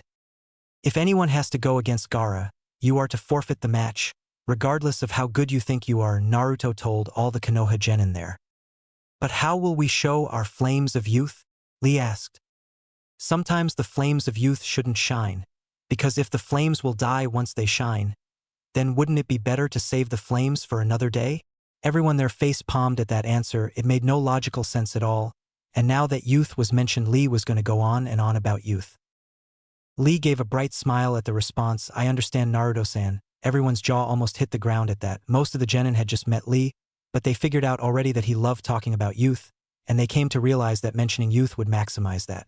To see Naruto use the flames of youth in the sentence and not have Lee go on and on about it was a shock they never thought would happen. What was next? Would they all find out he somehow had the Kyuubi sealed inside him? Down at the stadium. Would Choji and Misumi please come down to the arena? Hayate asked the contestants to come down. Side note, this fight will not be put into detail. I've been running behind, and I'm leaving for Egypt tomorrow. I've been trying to work on the chapter, but the first 4 weeks I had work, gym, and soccer, so writing a little every bit was just that, a little. Then the 2 weeks after that my work days were increased, so I again lost all my free days, and the last 2 weeks I've been packing for a 2-month vacation to Egypt, so once again not available. I'm cutting this fight short, so I can get on with the chapter and this chapter posted. Choji attacked head-on, and so did Misumi. Misumi wrapped around Choji, not expecting much resistance. Choji used his partial expansion on his body parts that Misumi was latching onto. It ended with Misumi breaking his left ankle and his left wrist because not even his flexible abilities could handle such a huge body. The next match was going to begin, but Hayate was waiting a few minutes till he announced for them to come down. Would Shino and Niji please come down? Both came down, and Niji and Shino came down. You should forfeit now, while you still can, because fate has deemed me the winner of this match. I don't logically see how fate could possibly decide the winner of the match already, Shino said back. I gave you the choice. Now because of fate you shall lose. Niji got into his Juken stance, ready to strike. At the same time Shino sent some of his bugs onto Niji. Sadly for Niji, he hadn't activated his Byakugan, so even though only 5 bugs were latched onto him, they would have an effect on him that he wouldn't realize. Shino evaded many of Niji's attacks, so Niji decided he'd use his Byakugan. He noticed that there were 2 Shinos but realized there was more chakra signatures in one, so he knew it must be all bugs. He attacked it and he was right, it was a bug clone. It may seem odd that there were multiple signatures in one person, but Shino was a Aburamo, so it was normal. It seemed I misjudged your capabilities. I won't underestimate you anymore. 64 palms, 2 palms, 4 palms, 8 palms, 16 palms, 32 palms. 64 palms, this match is over. I sealed all your chakra pathways. Right after he said that he fell to the ground, he was panting slightly. Shino was kneeling because most of his chakra pathways were sealed, but his bugs saved some of them. Speaking of fate, the way you do was your downfall. The fight's over. He sent some of his bugs towards Niji, and Hayate announced the winner to be Shino. After the floor was cleared, Hayate called for Hinata and Zaku. Hinata won that fight because Zaku's metal arms used chakra, so she was capable of blocking them from doing anything. Okay, Now that the 30-minute break is over, we shall begin the second round of the Chunin exam finals. The Hokage announced the start of the second round. So many people started going back to their seats. Hey-8, you may start the next match. Thank you, Hokage-sama, Hey-8 said with a cough. Now would Kankuro and Temari please come down to the stadium? He said with a cough. After the announcement, the two siblings appeared at the stadium bottom. Kage Tower. It is such a shame that both of your children must face each other, Hiruzen said to the Kazekage. I don't think they will fight. What is your opinion, Kazekage Dano? There was a short pause as the Kazekage looked down at both Kankuro and Temari. No, I believe they shall fight. The Hokage just looked at him because it seemed like he wanted his children to fight and didn't care who won or if either of them got injured. Balcony with the Genin. All the Genin were trying to think of what would happen in this match since Kankuro and Temari are siblings. Would they fight to see who was better, or would they ask for a draw or even have one of them forfeit? Every Genin wanted to say something, but no one dared, because if any of them were in the current situation, they wouldn't want anyone talking about it. Hey, what do you all think of this match? Who do you guys think will win? Said Naruto while the other Genin were staring at him. Naruto, you baka, Ino yelled. This isn't a topic people should discuss till it is over. She then huffed and turned around, and without her knowing, Shikamaru and Shino took her place and faced Naruto. Shikamaru was first to speak. Just ignore her, Naruto, Ino's very troublesome, but she is right. You shouldn't be so easy about this topic. Shino raised his head a little. I completely agree with Shikamaru. Logically, one wouldn't speak freely about a match like this. But since you, Naruto-san, aren't normal, your logic isn't the same. Naruto was mouth to the floor, shocked when he heard Shino speak that much. I've never heard you say anything even close to as long as what you just said now. Hell, I can't even tell if what you said was a compliment or an insult. Shino just looked at Naruto, and then said, Why would I logically say an insult out loud to a Chunin? Who is my superior? All I meant to say, Naruto-san, is that you are in no way normal. My bugs tell me that you are completely different, that they sense from you both the pureness of nature and the evil of a huge magnitude. Both Naruto and Shikamaru shivered at the last thing Shino said, because it would mean he was close to finding out that Naruto is the host of Kurama, the nine-tailed fox. At that, they all stopped talking, as the match was about to begin. Stadium ground. Are both contestants ready? Asked Hey-8, and at that Kankuro said, I forfeit. I couldn't fight Temari. Hey-8 looked at him to see if he was serious, and once it was confirmed, he called the match. Winner by forfeit, Temari. Now would Kiba and Gaara come down for the next match? Balcony. Naruto went up to Kiba. Kiba, don't fight Gaara. He said that with killing intent in his voice, but because of the clan Kiba came from, he wouldn't just freeze at the feeling of killing intent, as he knew the feeling, even though he would still flinch a little. Naruto, I know you told all of us that if we were to face Gaara to forfeit. I also know he killed that Dosu dude in on shot. But if I run from the sand, he can't do what he did to Dosu to me. Naruto stiffened up a little because he knew where Kiba was from, so Kiba was going to act feral. He needed to get it through Kiba's head that he needed to quit. Kiba, Gaara can, and will kill you. During his last match, we saw how fast his sand was, and I have a feeling that wasn't its fastest. Naruto paused for a second, thinking of a way to convince Kiba, because Kiba was one of the few who didn't treat him like complete shit at the academy. Kiba, you have a whole clan that would feel horrible if anything were to happen to you, and I don't want to think about how they would feel if you were to die in your match. Naruto said the last part as if it was a guarantee that if he fought, he'd die. In just a few seconds, Kiba realized the way Naruto talked about his clan. It was as if he felt it wouldn't matter to people if he died. Naruto, just writing this here, because the wording is a little confusing, and I don't know how I can reword it to better fit. Had it been anyone else, he wouldn't have listened, but for some reason he knew he had to. Okay, Naruto, was all he said. Then he went down to the stadium ground. Are both contestants ready? Aide asked. Just start the match already. We know the rules and mother wants his blood, Gaara said without even moving. Not even the slightest twitch. Kiba looked at Gaara in fear, and he didn't know why. He still managed to speak somehow. Proctor, I forfeit, right after he said that Gaara caught him in his sand. No. Mother demands your blood. Is this how I'm going to end? Why did Naruto have to be right about Gaara? Goodbye, Mom. And Hana. Let him go cough or be disqualified cough. You won the cough match. Hayate was fearing for Kiba's life. He knew how much it would affect the Inuzuka clan, and it just wouldn't be right. Gaara just stood with his hand out, thinking, fine, I shall let him go. But next match I don't care about the rules, mother will get blood. Damn, that was close, Hayate thought. Kage Tower. Kazekage Dano, your son there is not stable. No matter what he does later in these exams, I cannot give Gaara my vote. Hizuzen Sarutobi knew something was wrong, he just couldn't tell what. Also, he didn't like the fact that the Kazekage brought a ninja that was this unstable. Don't you think Gaara can get promoted by power alone? The Kazekage asked, trying to seem like a father. The Hokage paused for a second, thinking about the matter, then said, no, a Chunin can't just be a powerhouse. A Chunin needs to know when killing isn't necessary. Stadium ground. Would Shino and Cough Choji please cough come down to the stadium cough? Balcony. Shino walked up to Choji on the balcony.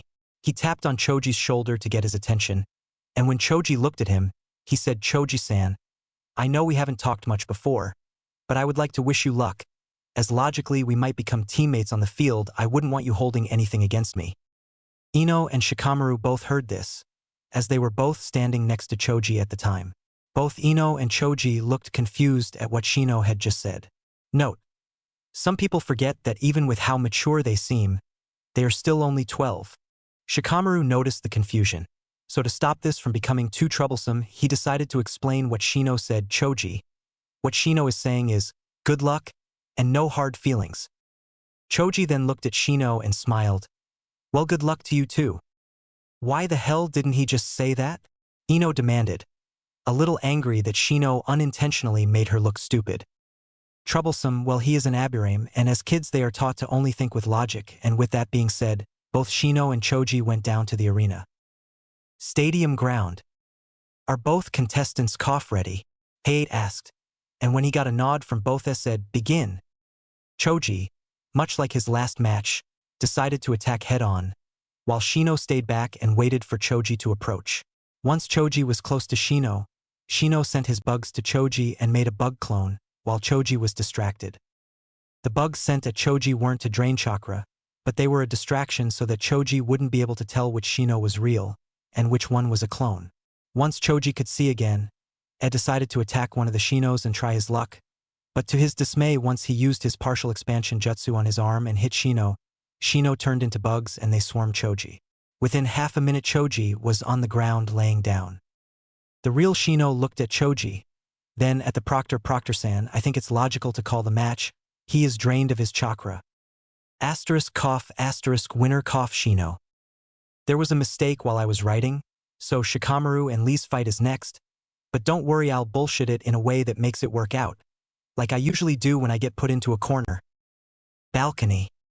Naruto popped up behind Shikamaru and Ino, and before they even realized he was present he announced himself, damn, it sucks that Choji lost, but I have to give Shino credit.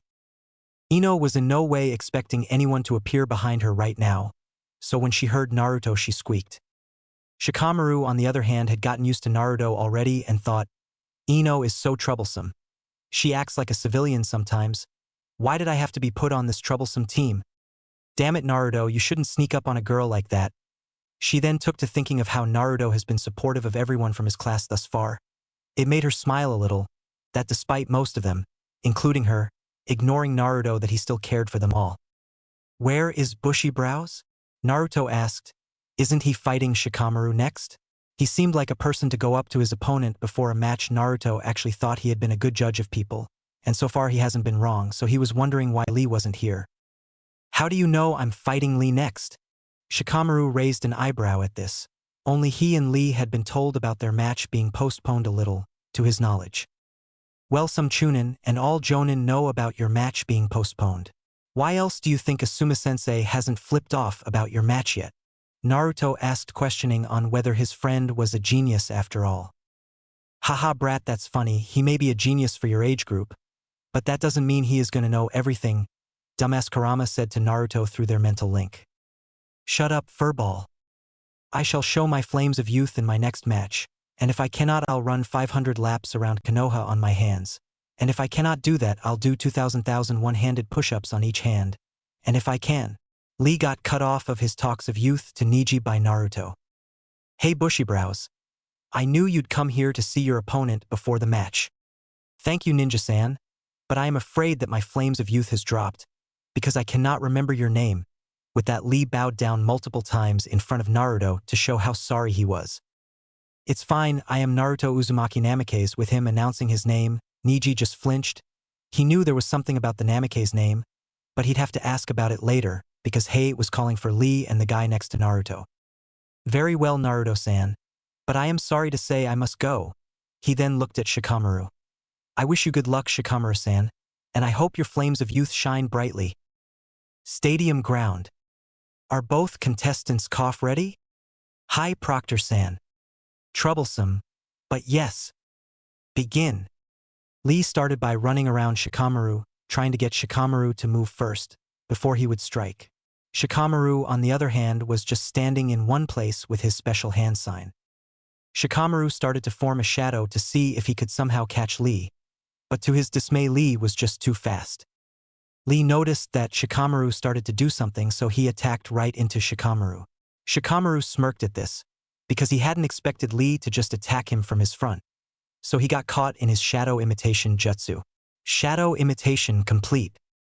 This is very unyouthful. I cannot move my body. How could you do something as unyouthful as stopping me from moving? Lee asked, concerned that his opponent didn't have any youth in him. Shikamaru just looked at Lee with a blank face. We are ninja. We use every trick in our arsenal. Lee then looked up at the viewers in search for his youthful sensei, and when he spotted him, he noticed that he was getting a thumbs up, so he knew what he had to do. Very well, Shikamaru.